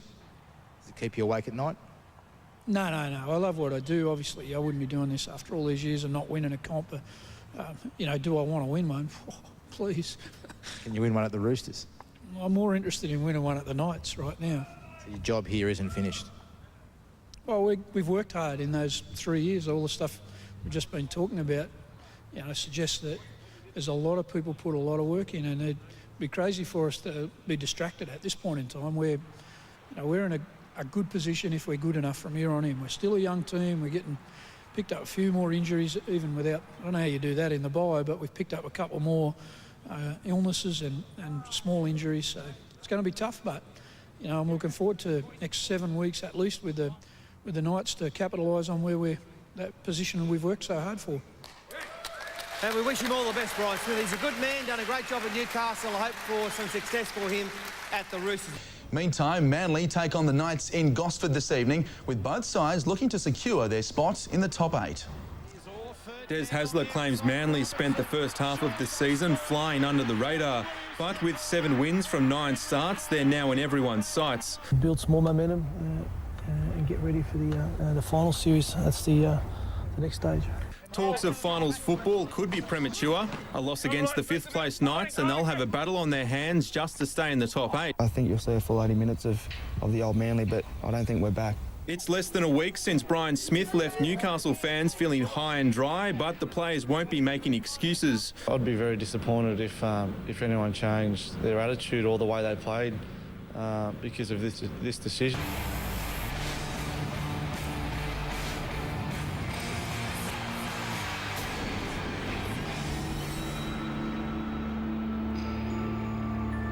One club wants a coach and a coach wants a club. It was pretty simple, really. From a business point of view, again, it was simple. The difficult part in it is when you're moving on from somewhere where you've put your heart and soul into it, where you've built great friendships, done things together. Sometimes it's tough and it's awkward, but it's a business dealing. The very first opportunity for Newcastle to show tonight that they will not be distracted by the news that their coach will be leaving at the end of the season, as we welcome you to Blue Tongue Stadium on the central coast of New South Wales and this clash between the Newcastle Knights and the Manly Seagulls. Thanks for joining us live to a wonderful venue, very picturesque and a real area of rugby league support this. Plenty of Manly fans still up here despite that Northern Eagles debacle, whilst for Newcastle fans just a short trip down the F3, almost a home game for them. It is in fact though a Manly home game tonight. They bought 3 matches here in recent seasons, have won them all, 2 of those against Newcastle, and the reigning premiers do come off a 32-26 victory over Cronulla last weekend. A hard-fought one, that one, but plenty of players in good form at the moment. Heading that list, Anthony Watmoe was tremendous for New South Wales in Origin 2 and 3. He backed it up with another dominant performance against the Sharkies last weekend. And the skipper tonight should feel very much at home. Matt Orford, very much a Central Coast boy through and through, was born here in Gosford. His junior club was the Gosford Townies. No doubt he will have friends and family in attendance tonight. A couple of former Newcastle players up against their old club tonight. Chris Bailey will come off the bench. That man there, Josh Perry, has done very well since joining Manly, has played Test and Origin football, and of course was a member of their premiership winning team last year. A win tonight would see them really press for a top 4 position. They'd be on the same amount of points as Newcastle. The fullback tonight, Michael Robertson. On the wings, Tony Williams and David Williams. No relation there. The centre pairing is Ben Farrer and Jamie Lyon, with Steve Maddai still out suspended. The 5'8", Kieran Foran comes into the run on side in jersey 14. Matt Orford is the halfback and the captain. Glenn Stewart locks the scrum. Anthony Watmoe and Glenn Hall are the second rowers, with Jason King, Matt Ballin and Josh Perry the front row. The bench, Chris Bailey drops back with Brent Kite. George Rose and Shane Rodney, their coach Des Hasler. Newcastle Knights coming to this game off a bye, but a savage blow for them. They lost Jarrod Mullen 2 weeks ago. No Kurt Gidley tonight. In jersey 19, Shannon McDonald will come into the run on site as the custodian, getting some congratulations there from the skipper. A lot of responsibility now back on the shoulders of the halves, Ben Rogers and Scott Dureau. Ben Rogers, tremendous against Canberra 2 weeks ago. Jarrod Mullen went after 3 minutes. He took control of that game, Ben Rogers. He'll be thankful tonight that Scott Dureau is in support. Also, plenty of leadership across the park. Steve Simpson has played over 200 first-grade games. He is the captain again tonight. And Adam McDougall plays just his 9th game for the Newcastle side this year, but the previous 8 had been blockbusting efforts in both attack and defence. A win tonight would see them into the top 4, at least for the next 24 hours. At fullback, Shannon McDonald. On the wings, Keith Lulia and Aquila Uarte. The centres are Junior Sau and Adam McDougall. The halves are Ben Rogers and Scott Dureau. The back row has been in outstanding form. Matt Hilder at lock, Steve Simpson the captain, and Zeb Taylor. And Mark Tafua, Isaac De Gois and Richie Fayoso. Coming off the bench, Wes Naguama and Marvin Caruana. Corey Patterson and Danny Wicks, they are coached by Brian Smith. Manly Sea Eagles very much favourites tonight on TAB Sportsbet, $1.35, whilst juicy odds for the Newcastle Knights, $3.10. If you are going to have a flutter night, please do so responsibly. Also, favourites tonight are the Gold Coast Titans up against Brisbane Broncos. That is our second match tonight. Immediately following this game up to Skill Park. Should be a beauty, that All-Queensland affair. But we'll break now from Blue Tongue Stadium, come back with Ray Warren and the kick-off to round 20 with the Seagulls taking on the Knights.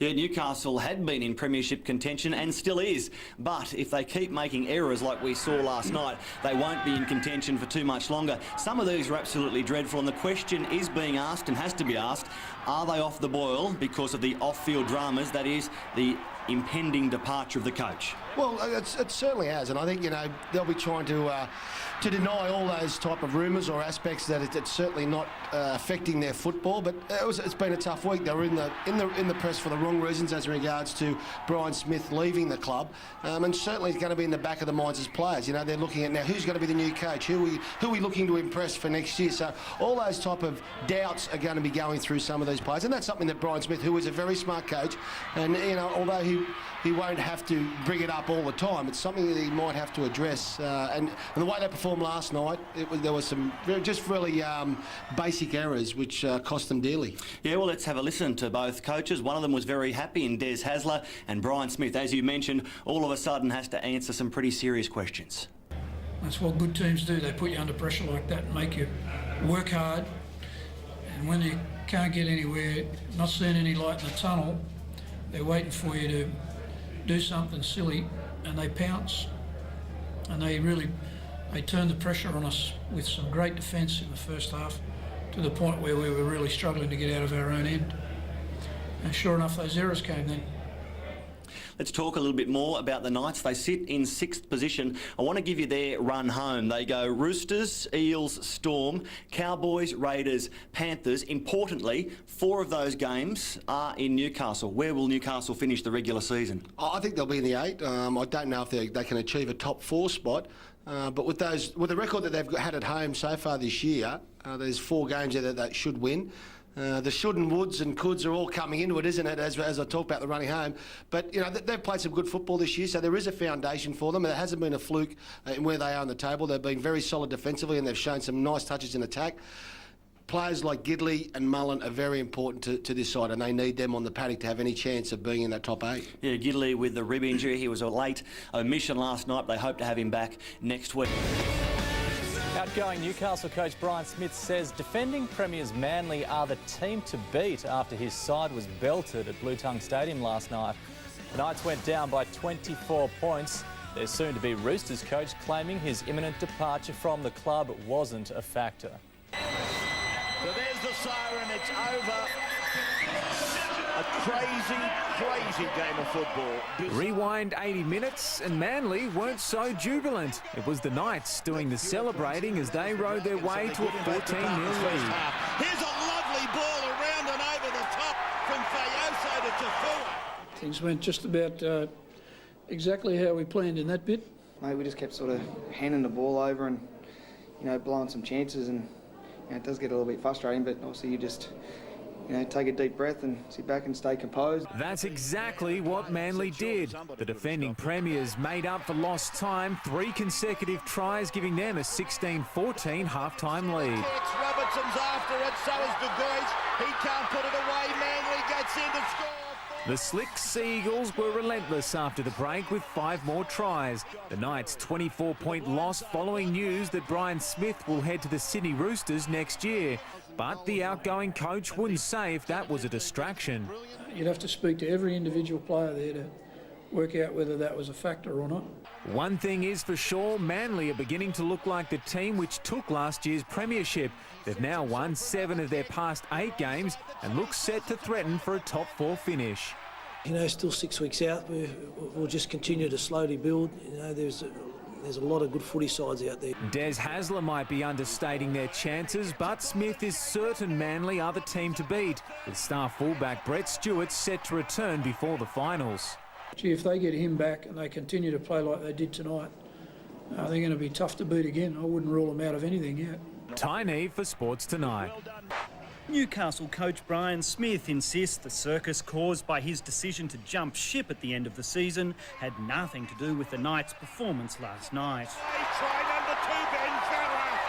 The build-up to the game was extremely good, and I think that was evidenced by the way we started.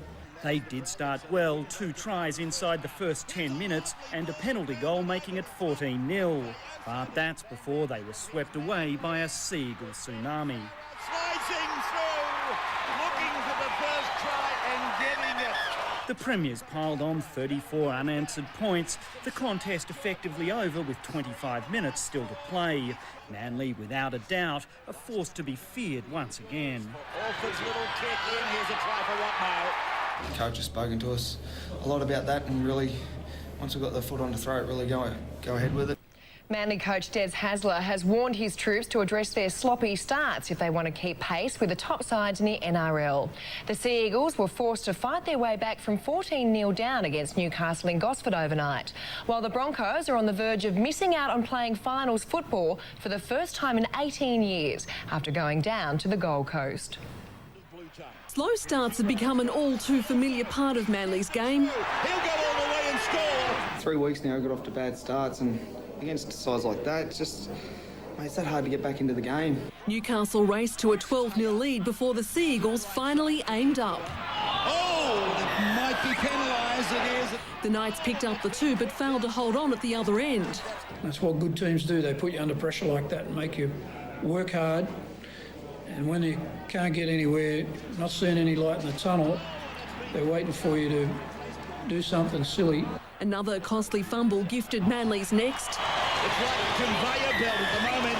And there was more to come as Glenn Stewart and Jamie Lyon muscled Manly back into the match. Manly gets in to score. As Newcastle questioned their own commitment, there was no mercy from the Sea Eagles as they stormed home 44 points to 20. Well, we really wanted to go on with the game, and I thought they did. As my dad would say, if a bull had tits, it'd be a cow. So, you know, that's about how it is tonight. They were just too good for us. Can't argue with that. You're watching the Sunday Roast. You probably already knew that. And that was Brian Smith after his side went down by 24 points on Friday night. They got away to a flyer. They led 14-0 up at Blue Tongue Stadium on the central coast of New South Wales before it all fell apart. So did Manly once they got back into the contest, and they had to overcome a flying start from Newcastle. It was on the back of some wonderful work from Richie Fayoso. Who, you don't like to use the term journeyman, but he's been to a number of clubs, and I think this will probably be the first club that he's re-signed at, which he's done with the Knights this year. This ball is as good as you ever threw, MG. Oh, that's just gold, isn't it? I mean, this is a 14-0 up. You're thinking, OK, how Newcastle by how many? And all of a sudden the wheels just fell off still. But Richie Fayoso, I know Vossi said it a couple of times on this show this year. He and I agree that he's the hardest running forward in the competition at the moment. Yeah. And it's all self-belief. And here he goes. He signed another 2-year extension, but the reason he probably signed the extension was because the coach is going to be there. And now the coach is going. Well, I think he'll be happy to have a first-grade spot. Absolutely. You know, whoever is the coach. He's learnt to run into gaps too, instead of the confrontation all the time. Haven't we seen since Origin number 3 in this world we live in now where, you know, coaches pore over video 24/7, all the stats come to them, they spit it out, they play in quadrants and corridors and open doors and back doors. But for me, since Origin number 3, and we've seen it with Parramatta and we've seen it with Newcastle throughout this season, running harder and tackling harder goes a long way to winning.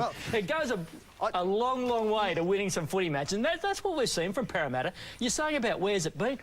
They've just dug deep and had a dig, really, and so too did New South Wales in game number 3, and I think throw the stats out for a minute, just run harder and tackle harder. I'm keeping one from the Knights on Friday night. If you don't drop the football in your own territory and commit rugby league suicide, which is pretty much what they did, that's a telling statistic as well. Look at this. And this is what worried me a little bit about Manly. You know, everyone's saying they're back, but this second period of the opening half, with all this drop ball, they couldn't deliver any sort of a knockout blow. I've just lost a cufflink.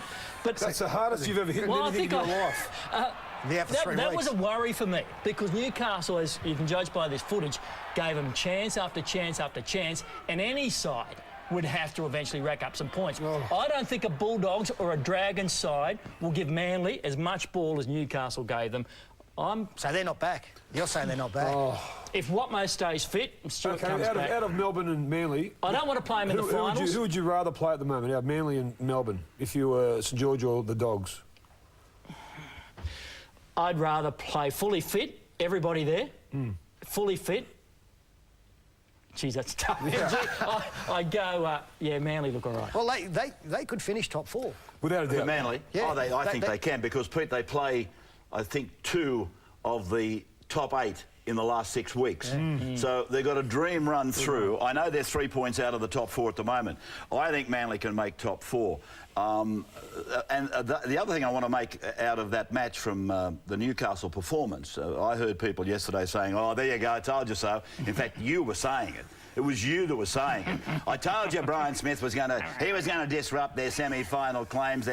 But no, they didn't look, can I just finish by saying, they didn't look like a heartbroken team to me in the first 15 minutes of Friday night. But what about at half-time when Brian Smith goes in to address his troops? And he says, boys, look, we've got to get back in this game, we've got to dig in together, and in the back of some of their minds, they're going, mate, through the week, it's your fault. We're in this situation because you said you're booting off. No. MG, I'm a minority. First half specialist since game one this year. Players live in the moment. I know. I'm a Players minority. aren't thinking about next week, finals, football, grand finals, or what's happening next year. Brian Smith's loyalty is shown, as every coach is, on a day-to-day basis, on how he supports his players day-to-day, on how they all prepare together. They're never best friends. You know, Jack Gibson, I had a great relationship, but there was always a line in the sand. You don't become, because they make decisions on your career. Look, so I'm a strong minority in this. I know a lot of people disagree with what I've got to say, and that's fair enough because everyone's got an opinion. But that's why you got a job here. I love the fairy tale. I thought once he went to Newcastle, he got the broom out, he got rid of all the dead wood. And all of a sudden he says to his players, we want to ride this wave all the way to the grand final. And I'm going to stay here until it's done. Next minute, a big offer comes up, which is well within his rights to take because Newcastle gave him a 2-week opportunity to go and look elsewhere. So basically they booted him out the door. The way I look at it, I just think that Brian Smith, to me, is the type of bloke who I want to see him win a comp. And I think his best chances at Newcastle. But the way I look at it, MG, the work is done. If I'm a rugby league supporter, I wrote a column this week saying that if I'm a rugby league supporter, I want to support a club that is more than competitive, that play an attractive brand of football, and that I know put in every week. They have a dig every week.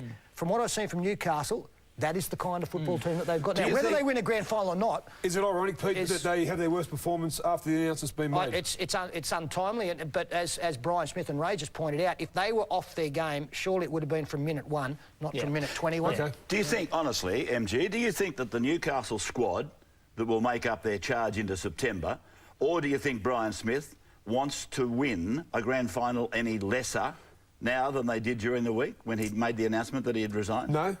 No, but I just think... I can't see... But there's things in the back of your mind that go on, and in the back of my mind, more things than most, that you just can't get out of your head. And I think some of the players who love him to death... Just can't get it Just can't get out of my head. I just think that Brian Smith's announcement through the week is only going to cause... But if you try to sit on it... Time will tell. Exactly. If he tried to sit on it, Pete, if he tried to sit on it, there is nothing you can do in rugby league with the media microscoping everything that you can keep a secret. Well, so then it becomes more dismantling. Can I go to something that I haven't seen released, and I'm just getting off the subject now because I need to, and I'm not downplaying this, but there was an incident on Friday night, which in reference to what we've talked about this morning, we don't want to make light of, but there was a goose who jumped the fence and tried to tackle the Manly mascot. Now, I've got to say that maybe we should be looking to get security people moonlighting as mascots for the teams because he handled this imbecile beautifully. Who was this one here, Pete? Bang, bang, bang. He winged him.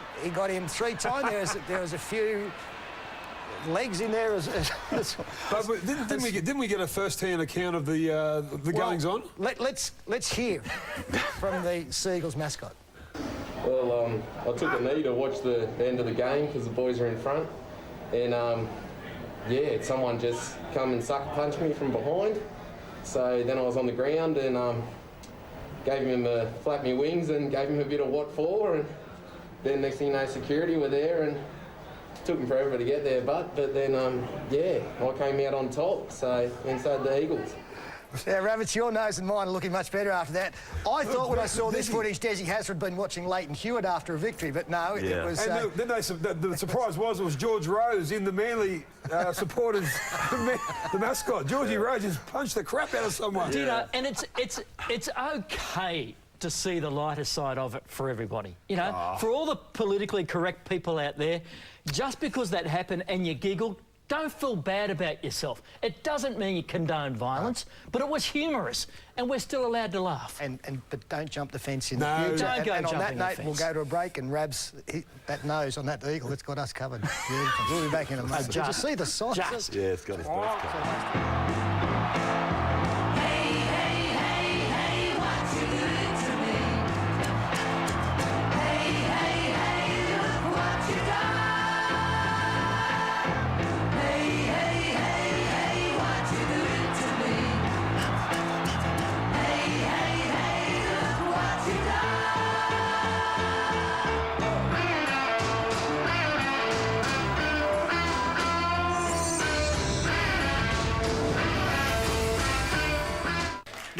I noted in particular that during the Jets song, the Newcastle nannies, the nannies from Newcastle, absolutely loving it. They were up and dancing. Good girls. The louder the better. They're a great band, Jet, and we thank them. They flew in from Japan this morning, so we thank them very much for staying on and coming in. Thank you. Now, the other game we haven't covered so far is the Knights taking on the Roosters. Of course, Brad Fittler versus Brian Smith, and Knights are $1.19, courtesy centre bet, and the Roosters last week, lads, missed 70 tackles against Souths. That is impossible. They missed 70 tackles. No, it's a white towel. It is 11 weeks, though, since the Knights have won back-to-back matches. So I want to see a big performance from the Knights. They started great against Manly, then it just all turned to poo. Kurt Gidley, Jarrod Mullen back for the Knights. That makes all the difference in the world. So I just don't want to see the Knights win. I want to see them win really well.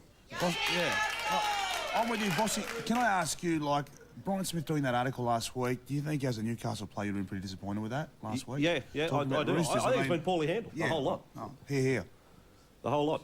And Brad Fittler's had a crack back this week in Rugby League week, saying, accusing Newcastle of running dead last week and getting ready for this game. Yeah, look, if I was Brian Smith, he did his press conference to announce that he's done it, and that should have been it, and not follow on the Sunday papers and do another interview. Well, Wayne Bennett did it last year with Nathan Brown, you know, sort of, okay, I've signed, but that's next year. That's it. I'm with the Broncos. Interesting times at both clubs, so it should be a pretty good match, actually. Now, it's time for What Is Doing?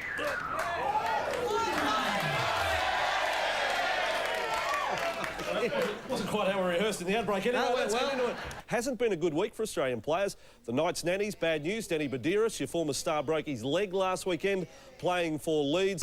And my mail is out of Newcastle. They haven't made the announcement yet, but Rick Stone will be the coach next year for the Newcastle Knights. Very popular figure. And hasn't the crowd gone wild at that signing?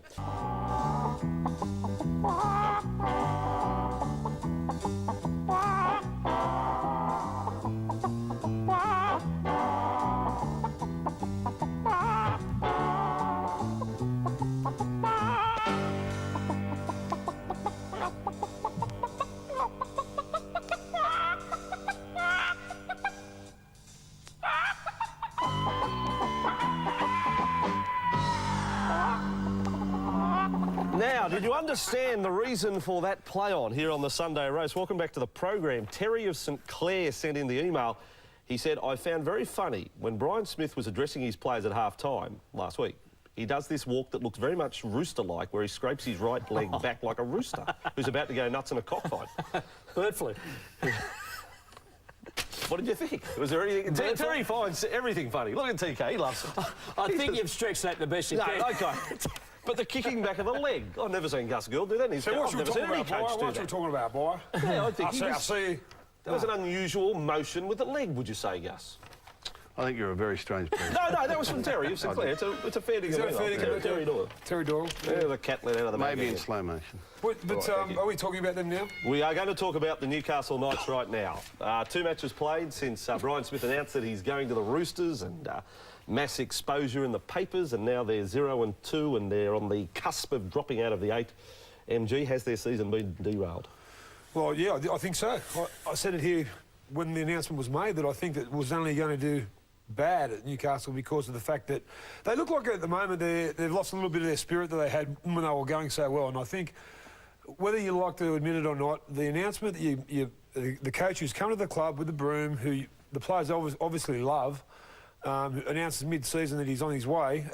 I think it's a bad timing, very bad timing. And I know that you couldn't have kept it quiet in rugby league circles to the end of the year. I would have loved to have seen that happen, but I don't know. I just think now the Newcastle players are the ones I feel for because last couple of performances they've had are very un-Newcastle. All right, TK, do you want to go one step further? If the likes of the Tigers, the Rabbitohs, the Eels keep their momentum going, and they've got it at the moment, this is a key weekend for them, big afternoon and big game for the Tigers tomorrow night, but if they keep it going, can you see Newcastle missing the 8? Well, we've said all along the big surprise packets of the National Rugby League season this year so far have been the Newcastle Knights, who have played above their weight since round 1 of the competition. Maybe they're just coming back to the field. You know, Kurt Gidley went on record last night after the game to strictly say the thing with Brian Smith has had no effect. He said, the last thing I'm thinking about as a player is who's going to be coaching me next year and what sort of effect. Now, you're right, at the back of your mind, MG, you might be absolutely correct, but maybe they've just come back to the field. Maybe they've had enough of just playing above their weight and they are coming back. I mean, you've got to say last night, the big change last night was the attitude of the Roosters. I mean, the Roosters, I don't know where they got the attitude from because they've been abysmal for the entire season, but they've stored it all up.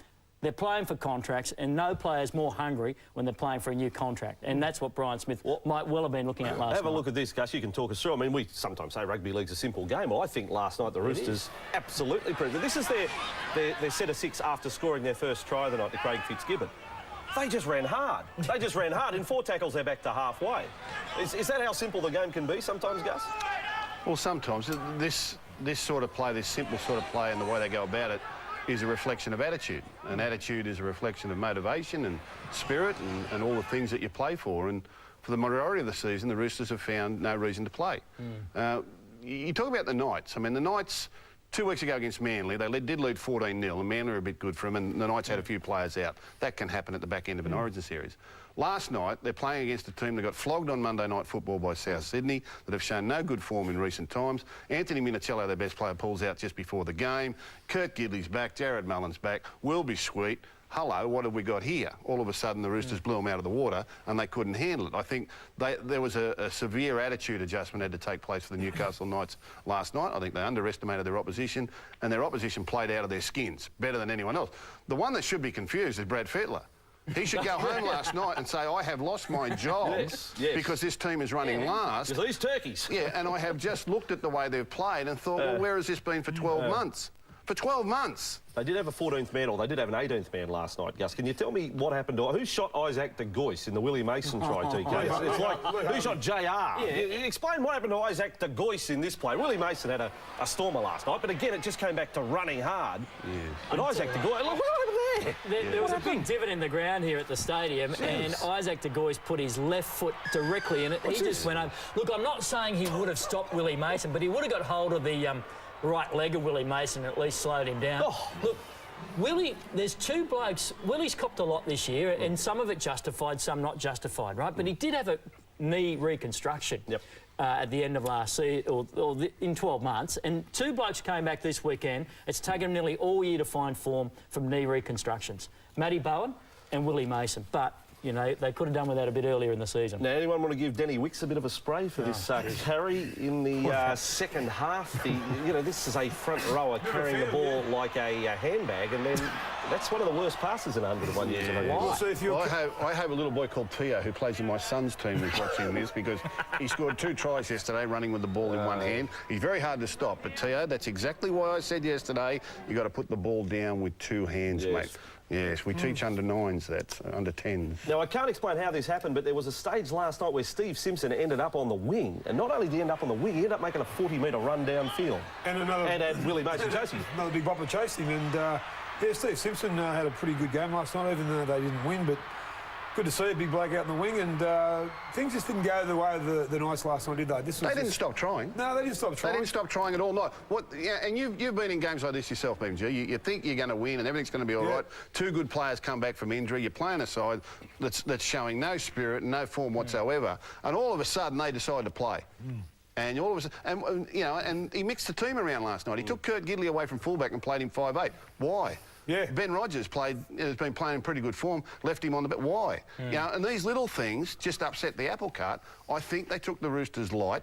They were probably entitled to, and the Roosters shocked them by putting in their best performance for 12 months. But really, you think Brian Smith's going to the Roosters, so mentally I'm thinking, you know, that the Roosters are going to come out against the coach and have a big game because he's got the reputation, maybe.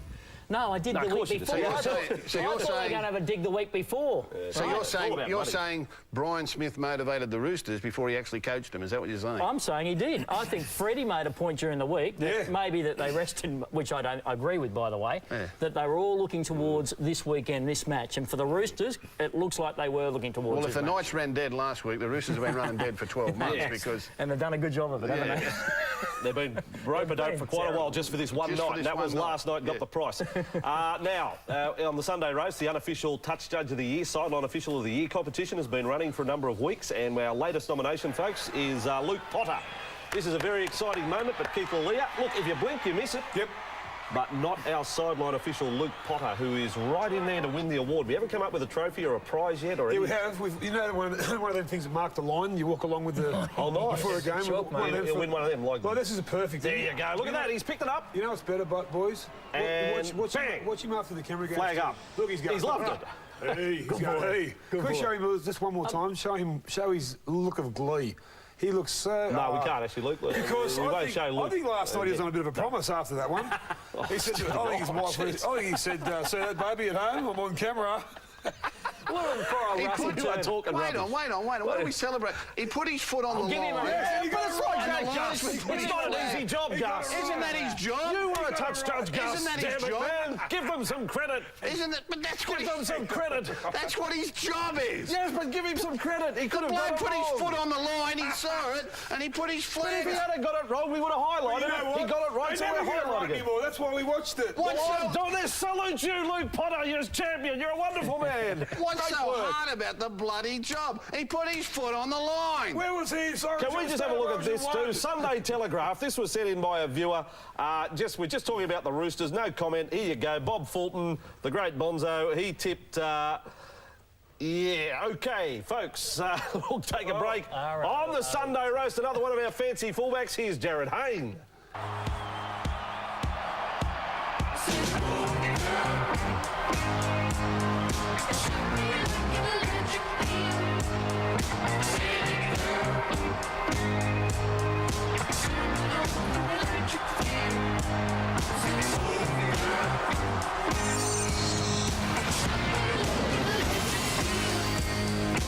He might be out of a job at the end of the season, but Brad Fittler's last-place Roosters have impressed his successor, Brian Smith. While the Raiders' 56-0 win was Brisbane's worst-ever defeat, one of Penrith's best comebacks salvaged a draw against the Warriors, the Roosters upsetting the Knights 30-18. This was the type of form reversal that must have Brad Fittler wondering what might have been. Mason strides through. Close to a year after his knee reconstruction, Willie Mason was back to his monstering best. A late call-up, Sean Kenny-Dowell turned on the type of intensity required for the tricolours to avoid the wooden spoon. The Roosters have gone back-to-back from their own end. The Knights' finals drive stalled, a rare fifth victory, extra sweet for the Roosters' sacked coach. Feels good. It's better than a loss. Fittler's successor convinced their coaching battle was only a sideshow. But I don't think it really matters. All that matters is how you play on the night or on the day. They did and we didn't. Knights coach Brian Smith is feeling the heat from members of the Newcastle board who meet tonight to decide whether to dump him ahead of his move to the Roosters.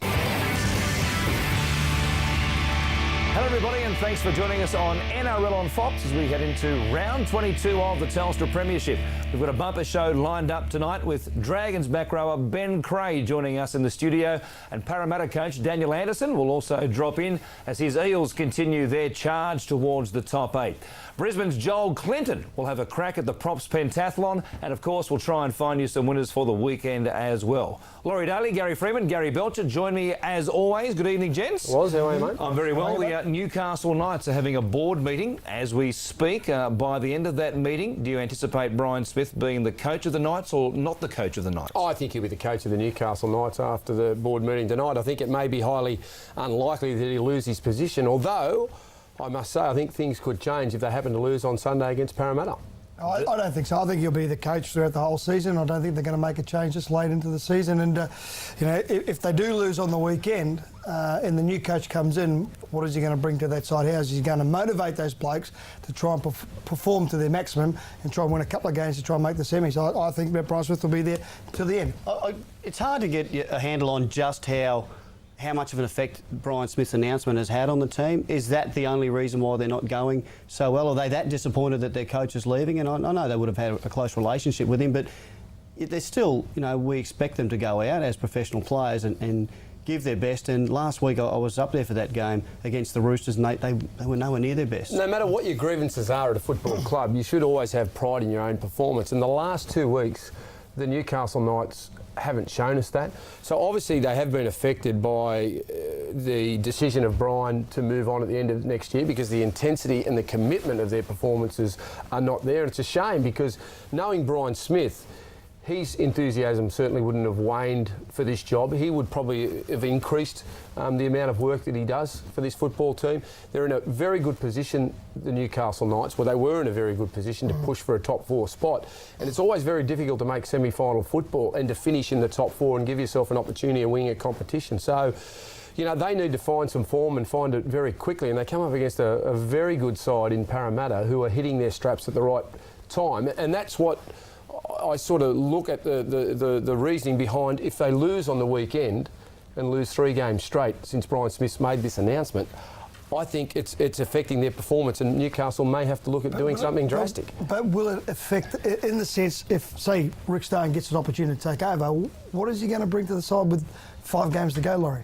What will he bring to the team? Yeah, what will he bring? Well, obviously he'd have different ideas to But how are you going to change it? At the moment... You summed it up. No, at the moment... You've got to have pride in your own yes, performance. Exactly right. That is the biggest key in a game of football. You know that, I know that, Gary knows that. That every time you go out there, you have to have unity. You have to have unity. And from what I'm seeing at the moment, it hasn't been there. Now, I'm not saying that Brian's, coaching poorly or anything like that, because I think he's one of the best coaches in the business. But what I am saying...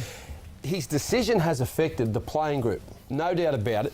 They've had 2 weeks to get over it. I'm saying if it affects their performance once again on the weekend, the Knights board and the Knights management may have to look at making a hard decision for the rest of the year. We saw a few years ago, and it probably has happened in a few other places, but Matt Elliott came in and worked with Mal Meninga when he was going to take over the next season for a number of weeks. I imagine that if they do elect to go with and find someone now for next year, it wouldn't hurt to bring them in for the last 4 or 5 rounds and the finals to see what system. I mean, obviously they were doing something very well at the start of the year, going so well, the Knights. What systems are in place? Make sure you've got a handle on those systems. What coach that may be. That's right. Coach could be still coaching. Knows that. Of course, he's working in the system. But if it's someone from outside, I think it would be worthwhile. And you'd imagine Brian Smith would allow that. Someone else to come in and work with him to just get to know what's going on. I think if you know Brian Smith and the way that he coaches and the way that he's a professional at this job, I think if another guy was to come in, he would certainly step aside straight away. That's my view on seeing what Brian has done over the seasons at other clubs that he's been involved with. You speak of his other clubs, of course. What's happening right now is a microcosm of what happened for the Parramatta Eels in 2006. Dennis Fitzgerald, then CEO of the Eels, at the end of 2005, told Brian Smith, you won't be here beyond the end of 2006. The players knew that. Well, the players, even though they had 12 months to think about it, couldn't get their heads around the fact that Brian Smith was leaving. They had a terrible start of the season, of course, and Jason Taylor, as we know, took over for the last 9 or 10 games of the season. It's happening again now. Darren Murray. Exactly, but it's happening again now, but in a much shorter scale of time, and Brian Smith must be going, boy, here we go again. Anyway, if they are to, of course, look for a new coach for 2010 onwards, do you go for an experienced man? Do you go for perhaps a rookie coach? Oh, look, I think the rookie coaches out there would do a fantastic job. I've had the pleasure of having Michael Maguire on my team, the country team. I think he'd make a great first-grade coach. Also know Rick Stone very well. And I think Rick Stone, being in that system, he's done his apprenticeship in the Queensland Cup and also under Michael Hagan and Brian Smith. I think he'd be a perfect man for the position as well. OK, well, we'll wait and see what happens, of course, for the Knights up there. Well, this week as they're playing on the Parramatta Eels home turf. We'll see how they travel down there at Parramatta Stadium. But, boy, they'll need to do something because they were pretty ordinary at times against the Roosters, weren't they? All right, and what about the Knights coaching job? What's happening there? Still the favourite there is Rick Stone. I spoke to their CEO today and he said that he's a heavy favourite to get the job when Brian Smith goes at the end of the year. Danny Weidler, thanks very much. Thanks, guys. Can we get on off the past and on to the future? Sunday, the Eels have won 3 in a row up against the Newcastle side that have lost 5 of their last 7. What's the feeling like coming to this one? As we can see there from centrebet.com, short price favourites there. We sometimes don't play our best football, Parramatta, when we are the favourites. What's the feeling like at this very, very important match? Yeah, no, it's good. You know, we had a solid session on Wednesday, which was good, and sort of everyone sort of completed it, which is good confidence sign. So, we know we just got to defend really well, and the rest will look after its own. So. Can I ask you, Sterlo, because we've been great fans of Newcastle right through the year, and you mentioned just 2 wins the last 7. If they lose against the Eels, are you prepared to say they're sliding right out of the 8? That'd be 3 in a row since Brian Smith's made that announcement.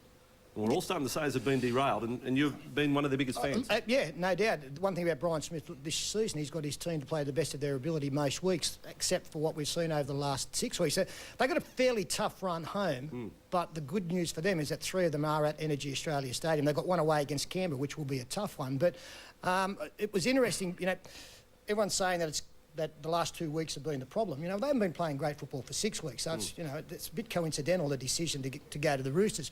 What I will say is that Brian Smith has come out and said that they're starting to pay the penalty for some of their big men being on the sideline. Ben Cross, Dan Tolar, Cameron Ciraldo, recent times, Chris Houston.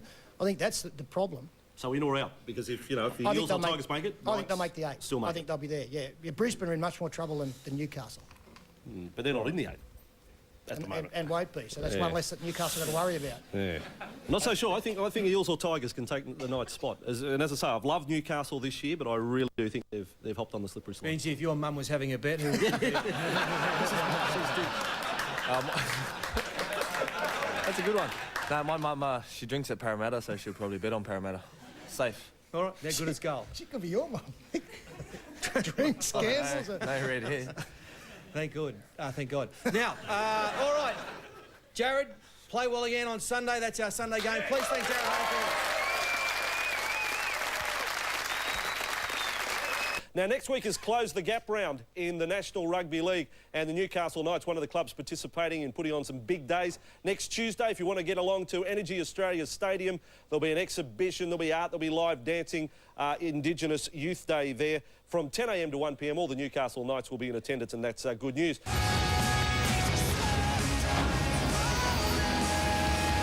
Dureau, he goes to Mullen, there's a kick in, there's urgency. That's a try, Lulia, he's put them wide open. Moy did well, it's gone to Mortimer, gone on to Reddy. Reddy should score. Out of hang on a moment, he's run through a huge gap.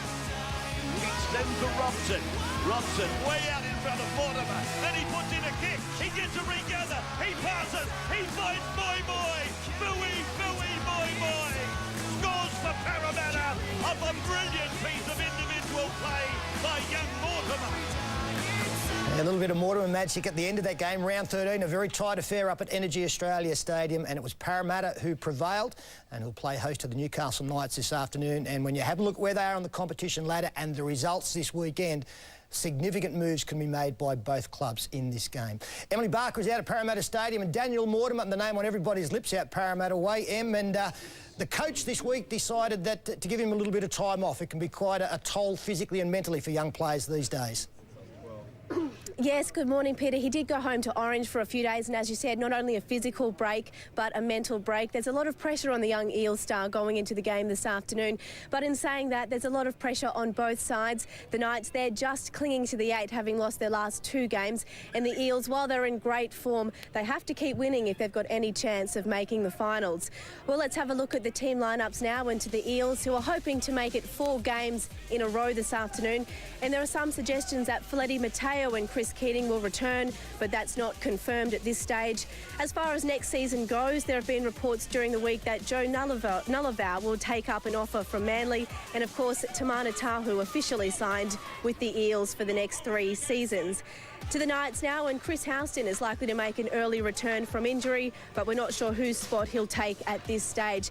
And of course, you can catch all the action of what is shaping up to be an outstanding game right here on Channel 9 at 4 o'clock this afternoon. And Peter, today is all about making the 8, and the game this afternoon will certainly play a pivotal role in that. Thank you, Emily. Yep, looking forward to heading out there, and with the results, have to say, going the way they have this weekend, with Penrith, North Queensland and Manly all going down, the Newcastle team can actually leapfrog 3 sides and go up to 5th on the table. Parramatta, of course, they've won 3 in a row, the first time they've done that all season. If they can make it 4 in a row, they'll just be a point out of the 8. Momentum, such a big thing at this stage of the season. Is it with Parramatta? Does that mean that they are the favourites in this game? Yeah, probably. They played really well against us 2 weeks ago. They come out firing. Footy was good, and Hayne's just been great the last 2 months. He's really stepped up, and it's going to be an interesting clash there with Gids and with Haynesy. So, but I think the Eels are going to be just a bit too good for him. I don't know about the centre bet prices, Ed. 148 up against 270. I think it's a much closer contest. It's $1.90. Take your pick. Emily said that Houston may come back in, and that would be a huge plus.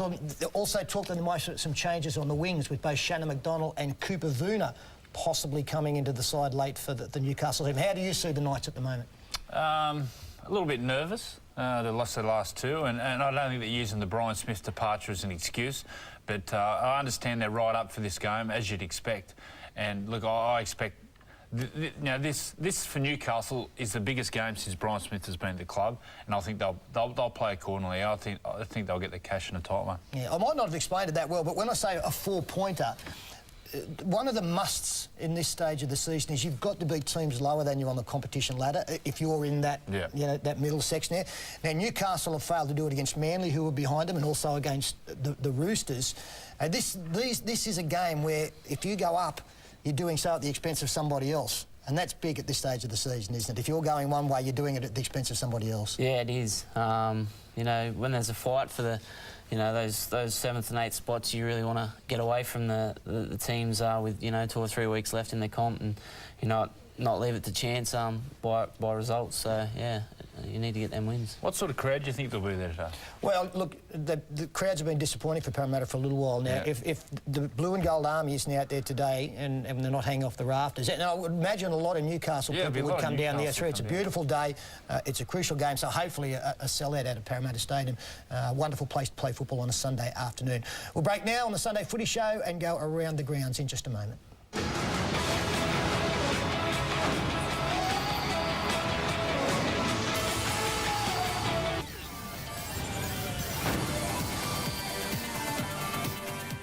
Welcome back to the Sunday Footy Show. It's time to go around the grounds, and this one this afternoon will be an absolute beauty, Newcastle and Parramatta. We're going to hear from Jarrod Mullen later in this segment. Now, moving on from the Morris boys to this afternoon's game, Jarrod Mullen, of course, he and the side want to return to form against Parramatta. It's a big one for them. And the whole Brian Smith issue, I know a lot of people have spoken about it, but Jarrod in particular is just saying, look, we're not using it as an excuse. Here's a bit of Jarrod Mullen.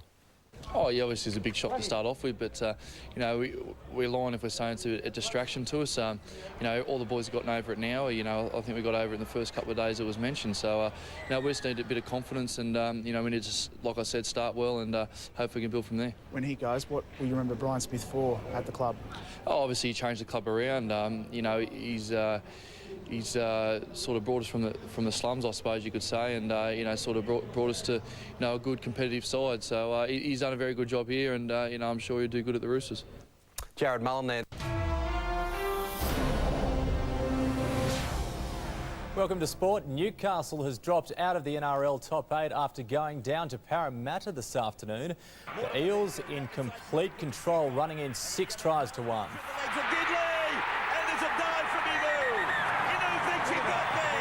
That will be a try. It's a try, all right. Luke Burt added 20 individual points to the Eels total. The final score there, 40 points to 8. Kristen Inu grabbed a double as the Eels continued their surge to the top 8 with a win against the Knights this afternoon. The Titans are back on track after downing the Warriors. The Tigers edged closer by beating the Roosters, but Parramatta looked the best of the lot. It's gone pear-shaped for the Knights since coach Brian Smith told the team he's off to the Roosters, and the slide continued against his old side. Now it's gone through the legs of Gidley. Parramatta first to score as Inu flew. Inu's got there. That hurt, then Bird inflicted more pain with a kick and a nightmare bounce that allowed him to pounce as the Eels raced to a 20-8 lead. Reddy drops it on the beat. The regen is there for Joel Reddy. And Jarrod Hayne kept the scoreboard ticking as Fooey scored, but despite the loss, Smith doesn't feel in any danger. No one in here with a gun, is there? I think there was enough evidence today to see that our boys were trying hard to hook in. We wouldn't mind running into a team that made more than 2 errors, or 3, whatever they made for the game. But that's what we've been playing, and we're not likely to run into a Melbourne team next week that's going to make a dozen errors either. So we just got to meet that standard. Can I just say something on Newcastle? Bryce has touched on their effort. I thought their effort was there, but they just didn't have the class play just to get them over the line in this game. I have no doubt they tried, they put their best foot forward. But Wiz, they had Houston back yesterday. Yeah, they, but they had only his Gidley first there, game yeah. back. Gidley's first game back after a couple of weeks too. Where's Nguama? I saw a bit of vision there. When the scrum packed down, he's in the front row. If he's one of their best front rowers, I'll give up. I'll come back and play front row. Mate, he doesn't need to be going in the front. He's one of the most exciting players you could ever have in your football side. And playing in the front row, I just went, please. No shame at the Knights, who need stress relief. Winless since coach Brian Smith announced he's off to the Roosters. Newcastle expect the Storm to come out firing without Greg Inglis. I don't think so, mate. I think we'll probably make them even stronger. You know, when clubs are in turmoil, they usually bounce back pretty well.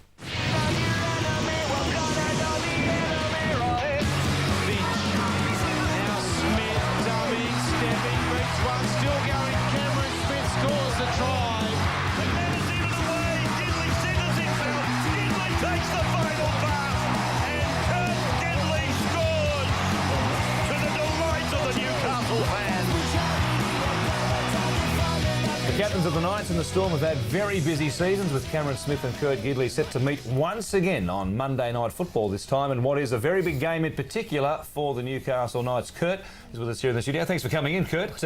Boy, this is a massive game given what's happened in the especially the last 3 weeks for the Knights. Yeah, I mean, we've made it tough for ourselves, since Smithy's announcement, but I guess we've put a bit of pressure on ourselves where it would have been nice to win that first game after he made his call to move on. Been a disappointing 3 weeks. How big a part in the slide over the last 3 weeks has been the announcement of Brian Smith that he's going to the Roosters in 2010? Yeah, I don't think it's been while we've been losing the games. I think we've just been lacking a bit of confidence, and it's the wrong time to lose those games after Smithy's announcement. But we've played two teams in the past 2 weeks who have been probably on the opposite end of the scale, full of confidence and ready on the day to beat us. Well, of course, the man you'll be up against, amongst others, on Monday night is joining us down there in the studio in Melbourne. Cameron, we were going to have you here in the studio with Kurt, but we thought there might be a bit of friction and might boil over if you were both here tonight, because we know, in fact, you're actually a lover, not a fighter, don't we?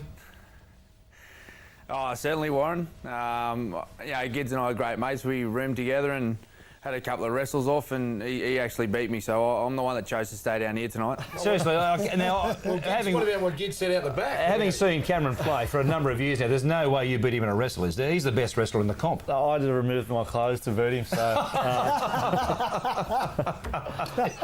That might put anybody off. I haven't seen you naked, but I mean, boys, I don't want to go there. It's the only way I could get a win up. So you know how to avoid a chicken wing, obviously, then. Hang on. Did I say that out loud? Sorry, Smithy. You might have to turn up like that this week against them. Yeah, I don't know if I'll get away, or maybe if I can paint this new jersey on Wendell Saylor almost did, of course, the other night end up in that sort of situation. Well, you mentioned this jersey right here. Hold it up, because round 23 is the Close the Gap round in the NRL. And this one, it's an Aboriginal artwork jersey to be worn by the Knights. And, of course, the Close the Gap round is all about decreasing the gap in life expectancy between Aboriginals and non-Aboriginals. Yeah, it's a pretty amazing jumper. It's a bit of a one-off game for us, and well designed. And we've had plenty of past players who are Indigenous, and there's plenty of young blokes who are coming through the club, so pretty good idea, I think. Yeah, the Knights are heavily involved in the Close the Gap cause. They've already kicked things off with the Indigenous Youth Day on Tuesday, and there is plenty more to come. Friday night at West, New Lambton, of course, not far from Energy Australia Stadium. There's the Close the Gap dinner, and then on Monday night there'll be a host of pre-match entertainment as part of the club's NAIDOC celebrations. For further information on how you can get involved, head to the website www.oxfam.org.au. Close the Gap. Yeah, Smithy, my microphone's not working, mate. Come off my jacket. So, look, just stay with me for a second. Interview yourself, Loz. Oh, look, I need to ask Cameron a question. Right. Yeah, go. Mate, with the setback that you've had this week, I feel like a press journo here. Yeah, look like Laurie a singer, Daly here from... a nightclub singer, a tragic nightclub singer at that. Do you think this will galvanise the team? It'll galvanise us. Oh, look, it'll certainly bring us together, and it's something we really don't want to look at too much, Loz. It's a disappointing time for all of us, and really it's something that's got something, you know, totally anything against football. You know, it's something outside of footy that he needs to fix up. So we need to come a bit closer, I think. As we said at the start, we've lost one of our better players, one of our guys that can pull, you know, tries out of nowhere, who can really upset other sides. So we need to really work harder together now, share that workload that we have lost with Greg, and as you said, try and band together. Thanks very much for that answer, Cameron, too. Kurt, can I ask you? Melbourne on Monday night. This'll do, mate. Be a tough game, won't it? Yeah, mate. It's come off. What has happened to this show? Fair dinkum. You can't keep your microphone on, and now you're doing nightclub impersonations. Hey, Kurt, is there a concern that you maybe, you know, the intensity might drop off because Greg Inglis isn't playing? They got Sick and Manu out. When you look at the side last year as well, Israel Folau, there's a fair bit of potency from that Storm side that's not there. You're not playing them at full strength. Any chance you're being off guard? I know you've lost a few, mate. Not after our performances the past 3 weeks, and you know, with what's happened through the week with them, it can make a team stronger and bind together. But that's certainly what we've been trying to do this week ourselves. One of the issues you had probably last week is the forwards didn't have any go forward. There's only one forward actually that made over 100 odd metres, and that's Zeb Taylor. The rest of them really were around about that 50 to 60%. Quite low for a Brian Smith coach side. Yeah, for sure, and that's probably what some of our positives were at the start of the game is that our go forward's been great. Our outside backs have had plenty of carries, and our defence was really strong at the start of the year. But I guess that's a disappointing thing for any team is when your defence starts to drop off and you start leaking a few points. It's always a bit tough, and you need to go and revisit those things at training. Cameron, Kurt, you might be both able to put the props pentathlon to good use. Of course, we saw Danny Wicks earlier in the season do it for you guys. I was a bit concerned because not long after that, Danny was throwing spiral passes off goal line dropouts, doing some crazy stuff. Is it out of his game now? I hope so. Maybe I should have tested him on the beat test or something like that instead of the goal kicking. Talking props, Ben Cross. He's been out for a fair while with that biceps injury. Is he any chance if you make the finals? No, I think he'd be pushing it. It'd be too much of a risk for him to come back and sort of play. He's doing plenty of rehab, and we've certainly missed him this year. You would up front. Well, you might be in a battle for the finals, Gids. It must give you confidence. You got 3 of your last 4 at home.